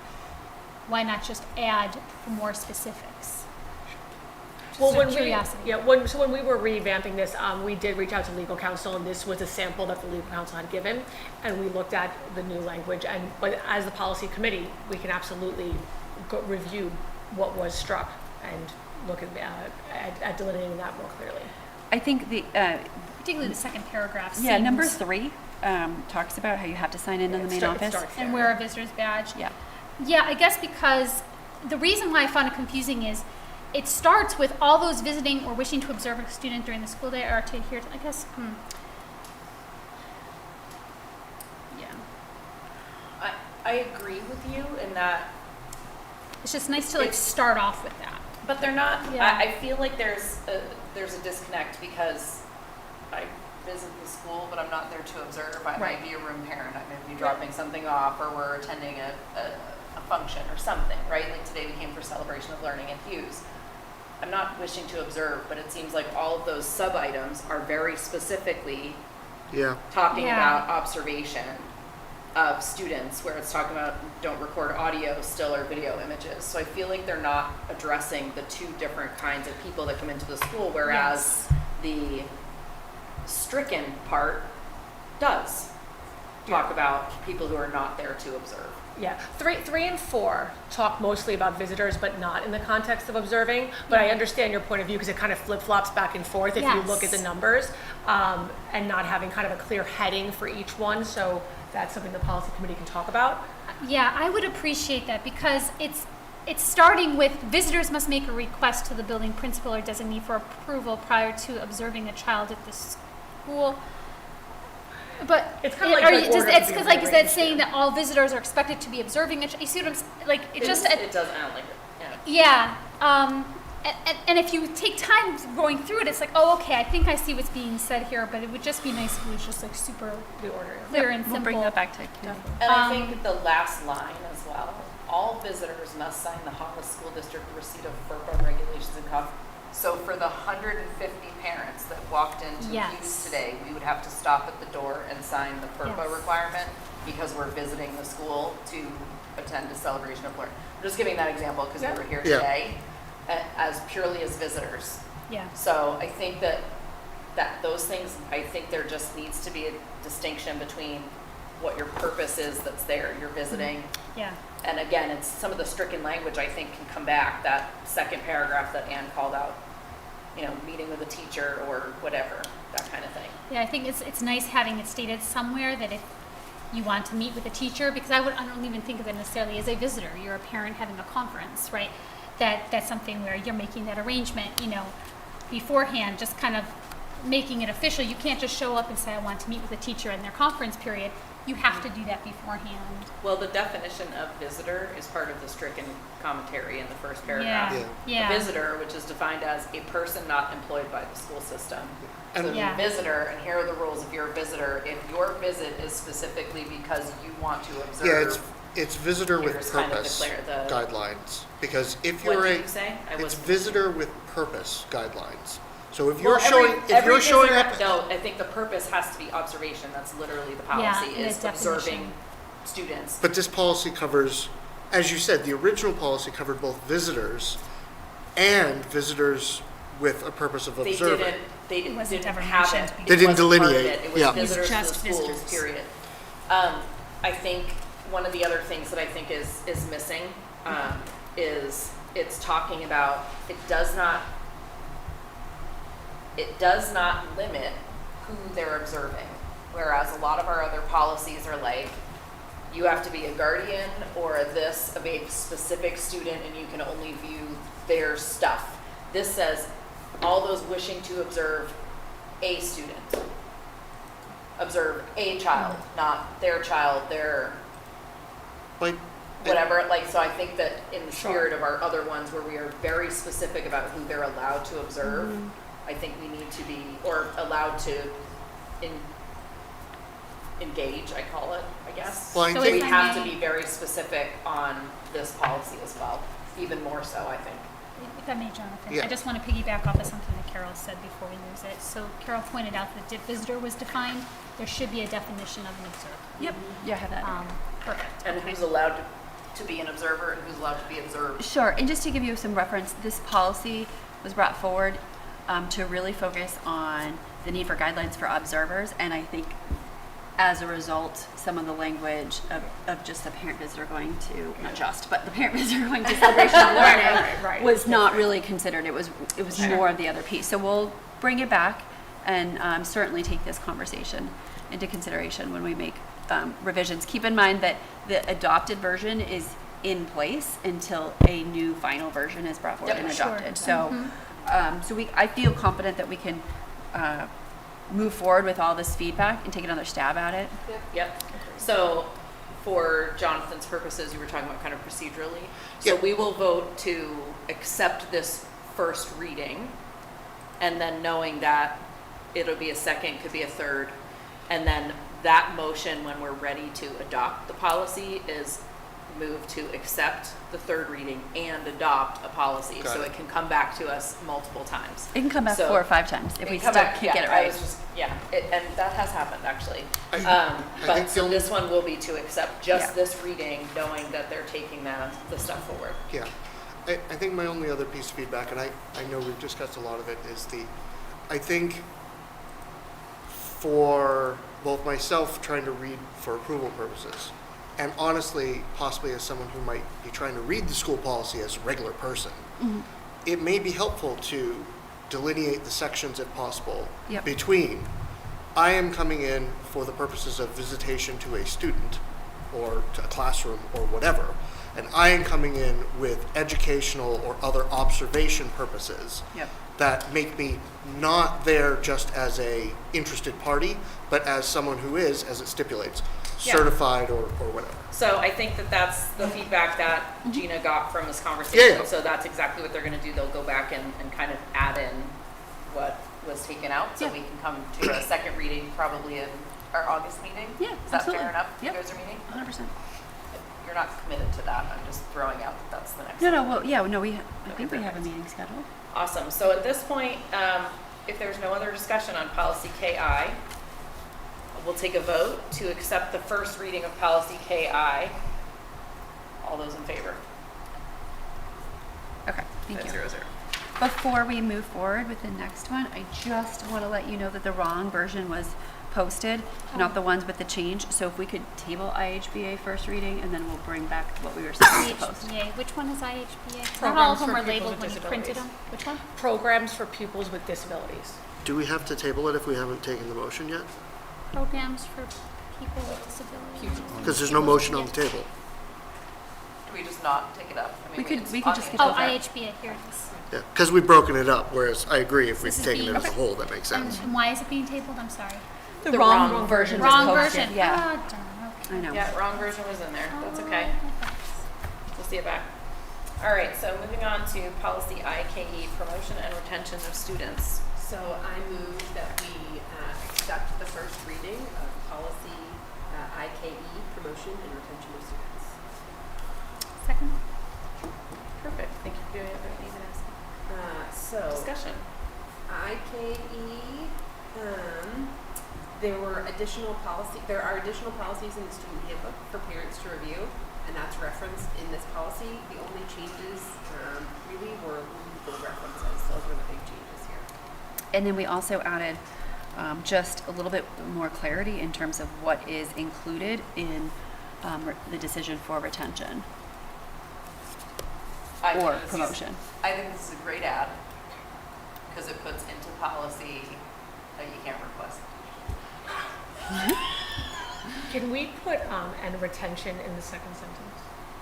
Or can the policy committee? For review? promotion and retention, is it? Criteria to be considered regarding the promotion and retention.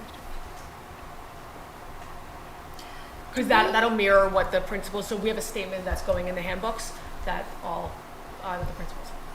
So, I don't know if you would consider it a promotion from pre-K to K, but is there an official policy on this concept of redshirting? You know, I know that this is something that's been talked about in the town a lot. Wait, on the concept of what? So Like holding a keeping student like back. a parent who's like their kid has been through preschool and they can go to kindergarten, but like they're on the cusp, and they might want to hold their kid back for another year of pre-K. It seems like it's funky whether or not it would fall into this, and I'm wondering if there is an official policy on that, because people discuss that in the like town Sure, so, forums and all that's the what time. that's what this is. So this addresses that as well. Yes, so essentially. we've always had procedures.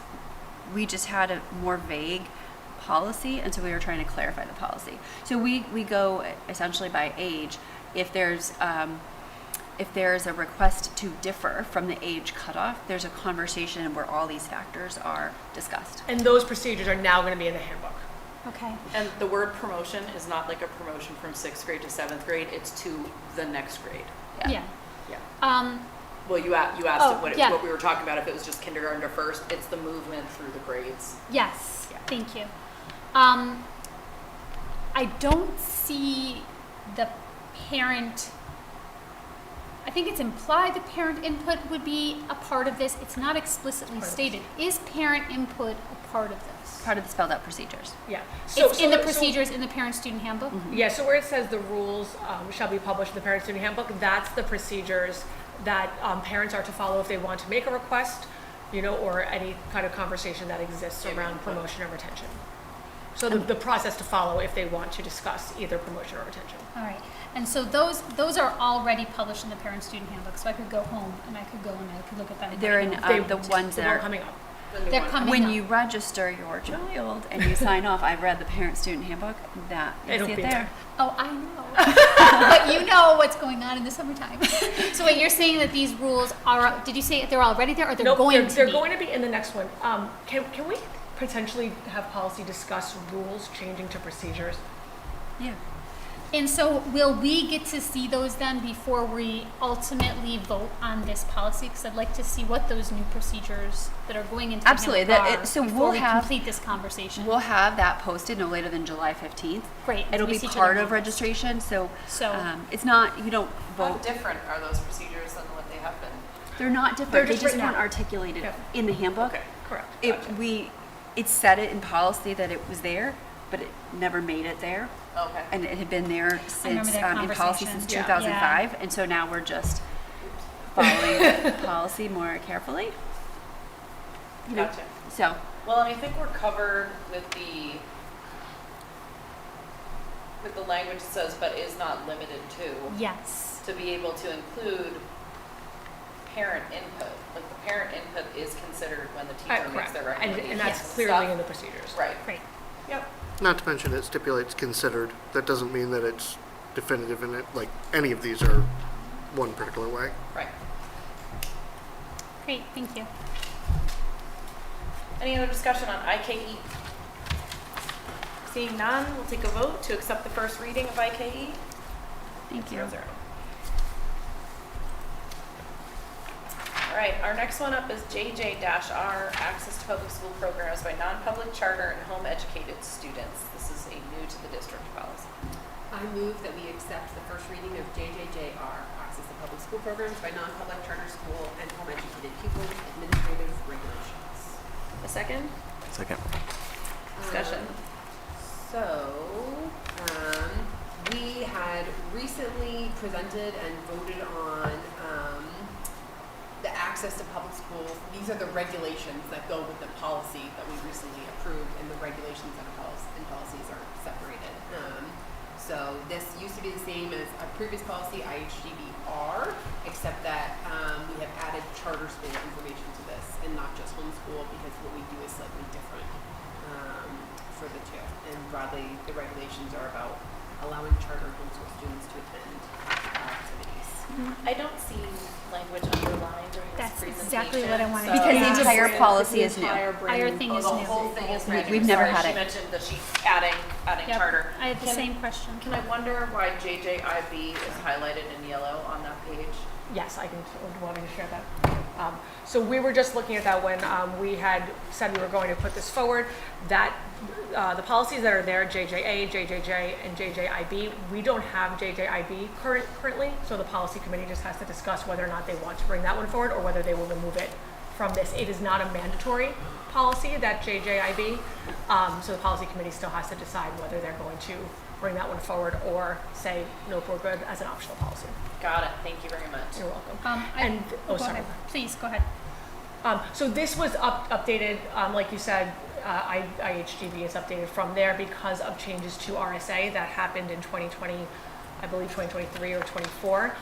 So we are both, weaving in the charter school, but there is also actual RSA changes that change the body of the document from the last regulations and procedures also, just so you're aware, the overarching changes. For our next reading, since it's basically an update to an existing one, is that the, tell me the policy number that it's, or policy one that it's, Replacing, I think it's IHGB, right? so it's the home education instruction one? Correct. HGBR, Oh, IHGBR, thank you. yeah. Okay. I'm just interested in kind of looking at that. Yeah, but yeah, and you should, because there are some changes that really differentiate the access to our programs.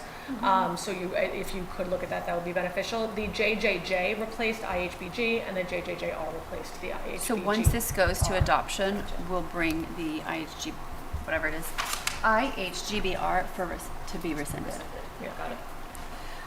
This is just a reading thing. So it says access to public school programs by non-public charter school. It looks like you're saying Yeah, there that should be the a charter comma. school is non-public, but Yeah. all charter There schools should be a are comma. There public. should be a comma there. Yes, I think so. That would be, because it took a minute where I was Yeah. like, is there such a thing as a non-public charter school? Yep, no, there should be a comma. There are a few other minor things that, just for readability, that if it's all right, I'll just pass that on to Jess. Great. Sorry, English teacher. This is going to Yeah. happen with all of these. We took this from the school board Yep, association, but totally we're happy understandable. to Yep. look at readability. No, I get it. I mean, look, Non-dash I've been on policy. I know how hard it is. So. I think one thing that just was a little finicky for me under B1 was it says that the transportation falls within the ordinary school bus schedule. Schedule is a timeline, not necessarily an area.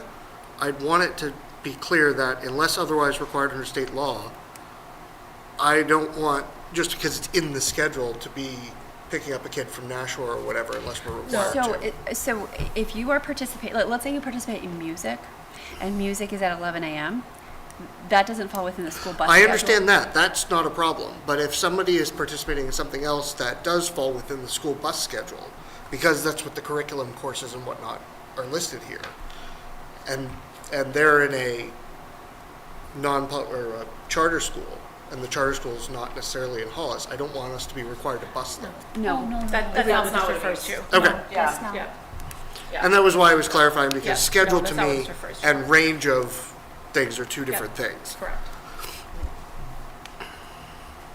All right. Any other conversation on JJJR? Seeing none? Is Go ahead.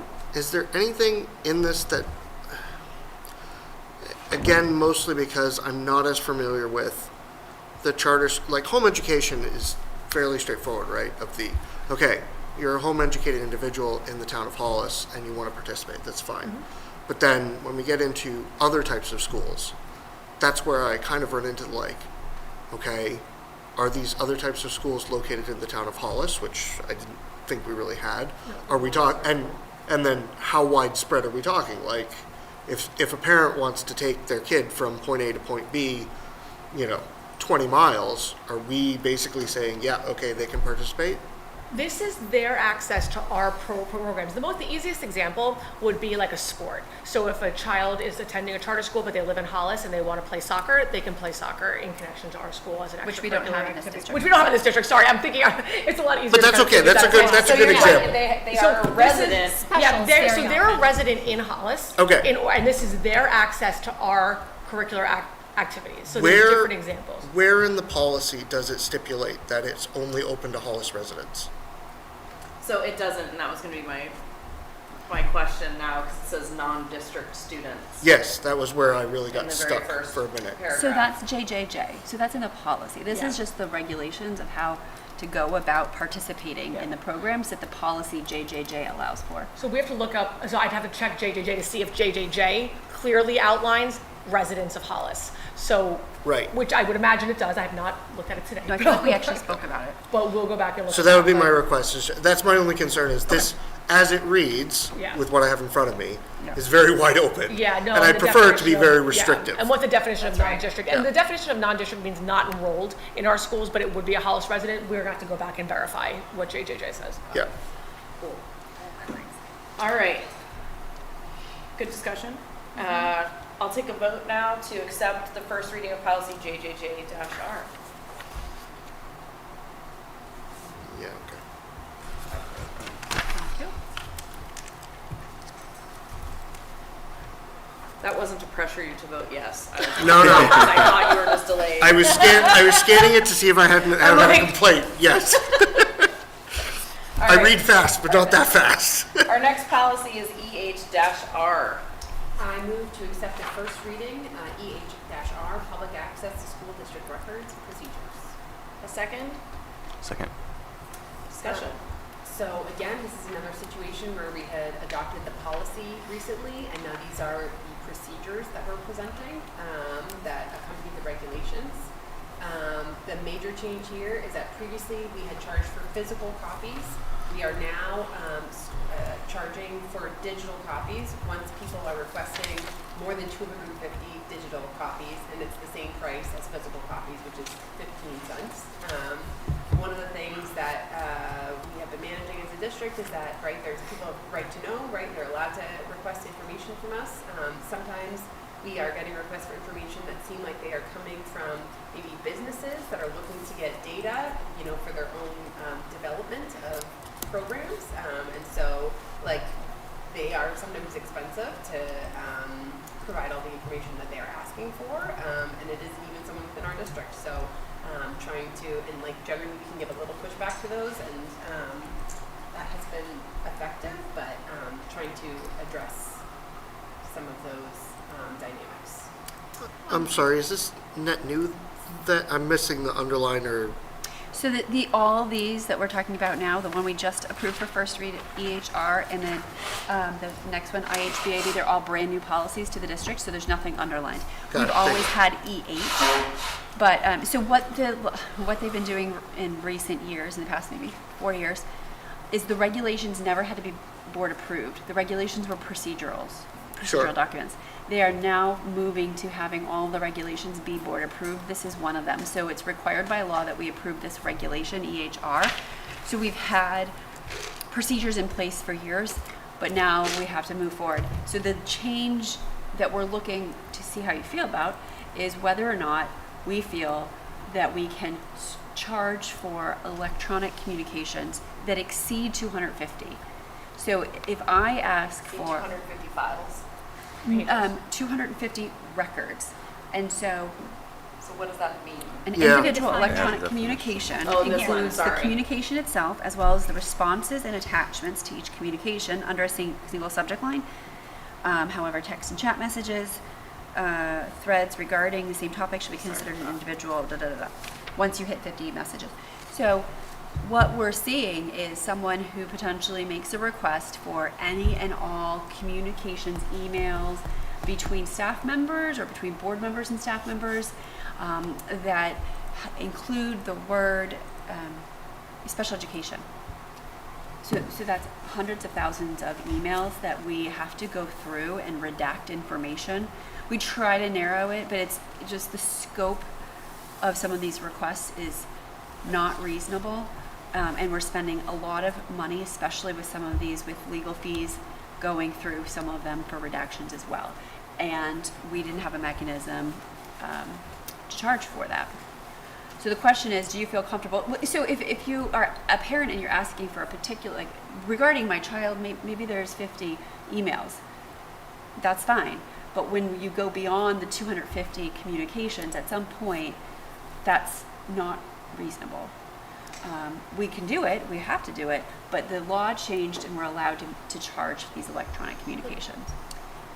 Totally in support of that. I want to ask with number 2, why are written requests only encouraged? Why can we not require that these requests be written, especially as modifications we're asking to be written? Can't we have them require that they come to us up front with it? Because there could be even, my thought is they could say, oh, well, I asked for this and you didn't give it to me. We don't have a record of what happened unless we require it. So is there a reason why we have to encourage it? I don't know, because I can't imagine a time where we've been requested something Verbally. verbally. And we do often, even if it is verbal, we do request that they, I mean, so again, whether that's a procedure, I don't know if that policy committee would want to discuss that, but we do, and we do often we will respond in writing ourselves and saying, per our conversation, X, Y, Z, and then Sure. ask them to confirm also. So there's a couple of mechanisms in which these communications happen. So a lot of times, I don't think I've ever gotten a verbal one. I think they've always been in writing, but if we would, that would be how we'd respond. If So we- this was up to the policy committee. Whether they Yeah, want if to. it's not required for us to keep it at encourage, I would prefer it be required. I just feel like it In just writing? opens up. I think we Yes, can. I just feel it opens us up to liability if we're only encouraging it and not requiring it. That's a good point. Yep. I had a couple thoughts. One was, Carol's gonna like jump over at me. I'm not entirely comfortable under the electronic records section that even if it is in a manufacturer's packaging, accepting a thumb drive from an external source and connecting it to the computer school systems, I think that breaks the cyber policy in my head, or at least one of the major guidance ones. Why did you think I was going to jump at you for that? I don't know. Just not heavily. I think it should, if the amount of files requested cannot be transmitted electronically in a network fashion, but can only be done off of a drive, for example, I think it should include the cost of the drive, and we should provide it as the district. Only because I don't want anyone hooking anything up to our school systems. There's been too many ransomware attacks and other things on school districts that even if it looks like a drive that hasn't been opened and it looks fresh and you plug it in fine, there are people out there where they can repackage it and do it. Yeah. And repackage. So you're saying that we would provide it and then that'll be part of the fee? Yes. Correct. Yes. I like that too. I like Especially that because, better. to your point with special, right? I don't know how much data is on there for, like, I'm looking for special education. If it's, a couple terabytes worth of data, I'm like, I don't want to hook a couple terabyte drive up to the thing. I don't know what it's going to do. Sure. So that's one thing. And I totally forgot what the other thing was.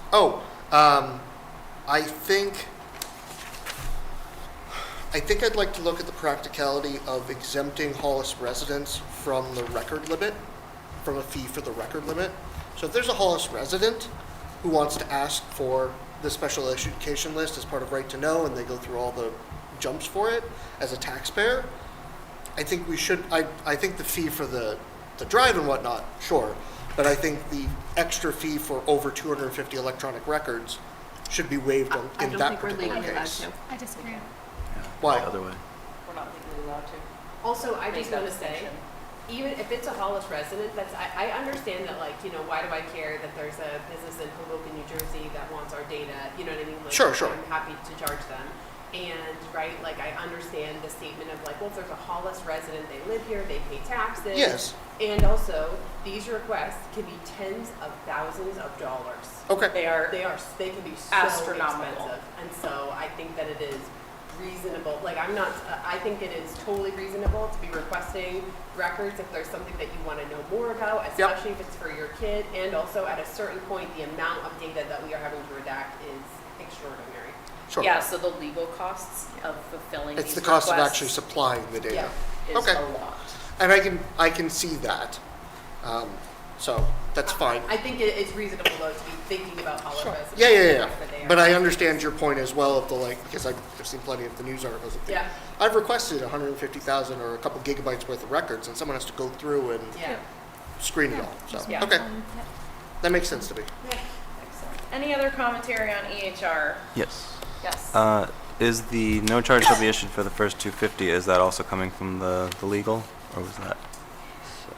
Yes, so that is, like I said, they just made an amendment to the RSA saying that we can charge for electronic records, but it was with that caveat. But it starts at 251. Yeah. The law stipulates it's 250. Yeah. It has to start at 250. Will those references be included, like, in future readings?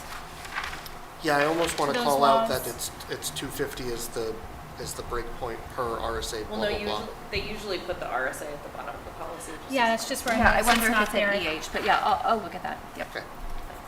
I was just curious because it seems like a big threshold in terms of like if individual electronic communication can be 50 Emails are messages, good. so that's like 7,500 emails potentially, plus the attachments. It seems like a lot before you actually get to the charge. It is a lot. I think it was a little bit controversial allowing this to go through and to have a charge.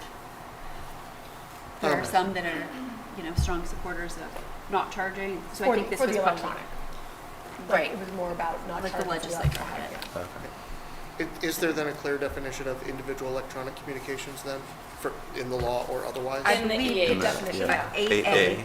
Yeah. That was what I was, Yeah. got it. Thank you. Yep. All right, any others, Rob? Awesome. Okay, so all those in favor of accepting the first reading of policy EH-R, raise your hand. Okay, 0, 0. And our final brand new policy. I know, Is it's so much fun. policy IHBAB. I move to accept a first reading of policy IHBAB, special education evaluations. Second, Second. discussion. Would you like Lauren to discuss? Do you want me to introduce it? I would love. Okay. Hey. So what this policy does is it outlines the procedures and the frameworks for evaluations for special education. So this goes through essentially what's in the procedural safeguards for that parents receive as far as evaluations for disability, both district provided and independent.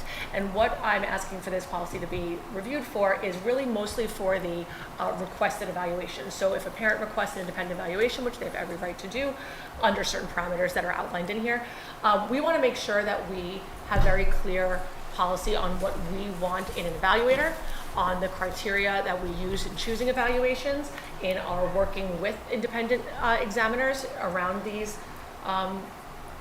different protocols and process. So you'll see here, again, this outlines very clearly what we're looking for in evaluations. We want to make sure that they're up to our standards and the standards that our families and students should have. First of all, I think that's really important, so Yep. thanks. Did this come from the School Board Association as well? From legal counsel, Okay. yes. From legal counsel, not the school board. Right, from legal counsel, not from school board association. A lot of this for me was readability. Even before that, I just wanted to ask, so this is saying that we're required to find, identify, and evaluate. So my first question is, how do we go about finding? What is our requirement for finding? So child find is really what child find means is that kind of every student exists under child find if they're not identified at the moment for special education. So if we ever suspect a disability for a student, and this is why we have Ames Web and RTI processes and all these different things, if we suspect a screeners. disability, then that's when that special education team convenes to discuss those concerns and make a referral. And that child find can exist if a parent suspects a disability, if, again, if they go to another school and there's outside entities or what have you. So we're responsible for child find if there is a suspected concern. Okay, great. I'll talk with Jess maybe about some of the other the things that just readability seem pieces, confusing. sure. There is something that I feel we're under B when we get to evaluation criteria. The very first thing is about waiving the criteria, which I found very confusing from a readability standpoint. I feel like before we even know what the criteria are, we're talking about a waiver. And I'm wondering if that waiver should be moved to the end, like here's all our criteria, and by the way, you can get a waiver. Sure. It just seemed out of place to me. Can I? Yeah, go ahead. I had a little bit of a problem with the evaluator credentials. Okay. So, having gone through something like this recently, I understand the desire to lean towards New Hampshire, and you do stipulate further down that the evaluations must meet the criteria of a particular statute, which is fine. But, for example, if your child has a special disability and you need to go to Children's Hospital in Boston, this evaluator credential set right now would mean that that evaluator in Boston cannot provide the evaluation for the child without a waiver. So I have a hard time of it is hard enough to find evaluators outside of the schools, and now we're restricting the pool even more to say it has to be in the state, and I don't understand why, if they're willing to fill out and are licensed to meet the statute, why we have to say, well, it has to be in New Hampshire.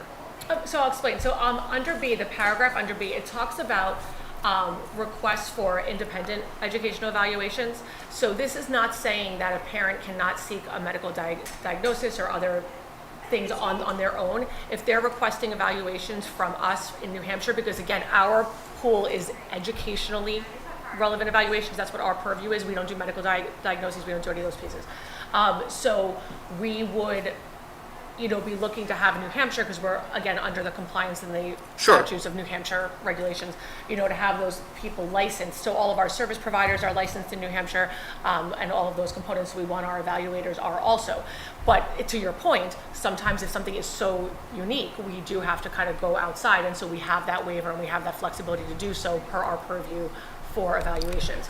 The other piece is And I there did are- miss the end clause in A where it said unless there's no qualified evaluator. Right, in there. exactly. So Exactly. I Yeah, which is overlooked totally that. fine. Yeah. But also, just so you do know, there are many evaluators in Massachusetts and in Vermont who are also certified in New Hampshire. Many providers have multiple Yeah. states because we do overlap a lot. So it's not like too. attorneys. Yeah, Sure, so it's yeah. really not hindering too much. But to your point, we do have that clause in that catch-all Yeah, also. okay. That we can always do something different. Yeah, it was just at Yeah. first read through where it said, Yeah. well, conducted in New Hampshire. I got stuck Yes. on the Yeah, like, no, not at all. I totally understand. Any other commentary on IHBAB? In 5, student observation, the A or B, make at least one contact with the child's general education teacher for the purpose of determining how the student is progressing. When you say one contact, I just see that there's a lot of room for ambiguity. Wait, I'm and- so sorry. Where are we? Number five. Sure. Number Oh, five. thank you. Student I'm so sorry. observation. Thank you. Okay. But that's okay. And then it says or B, make at least one contact. I just felt like that leaves a bit of ambiguity as far as what defines one contact. Like, is it just sending an email and not getting a response and saying, well, I made contact, or I Sure. attempted contact. I don't know what, you're the expert here. I just don't know if, again, because things can be so litigious. Yeah. Do we have to define what a contact is? Maybe we don't. I just wanted to point out that struck me like what's acceptable as far as I'll run that one past contact. legal again. I'll run that past our Okay. attorney. I don't know that we need to identify per what's in the procedural safeguards and per those other pieces. There's not a hard and fast rule as far as that goes. This is more of a best practice and our own standards. So if we want to adjust that, we likely can. But I'll run that by our attorney. I think even just calling it an exchange. or which a implies communication that exchange, et there's- cetera, like in a Right. communication. Yes. Yeah, we can definitely look at that language. Okay. Any others that you wanted to highlight, Anne, or others?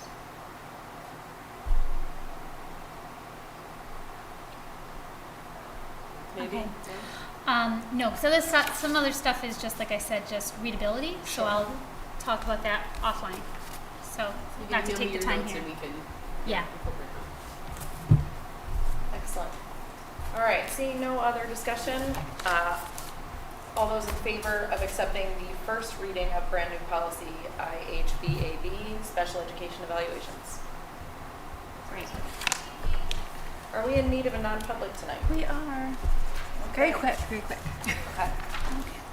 I will accept a motion that the board by roll call go into non-public session pursuant to RSA 91-A:3, Section 2A, the dismissal, promotion, or compensation of any public employee, and C, to discuss a matter which if discussed in public would likely affect adversely the reputation of a person other than a member of the body or agency itself. A second? Second. We'll have to do a roll call vote, so we'll start with you, Jonathan. Jonathan Fontaine, aye. And I. Jess, aye. Carol Roy, aye. Raphael, aye. All right, we are in non-public as of 7:26 p.m. When we come out of non-public, all we will be doing is adjourning the meeting. There will be no other business conducted. I do just want to, can I say something now that we're in non-public? Can I not say something? I was going to make note, we've said it a couple times, we don't have a July meeting. The August meeting date will be published. So. Awesome. All right, we're in non-public. Thanks, everybody.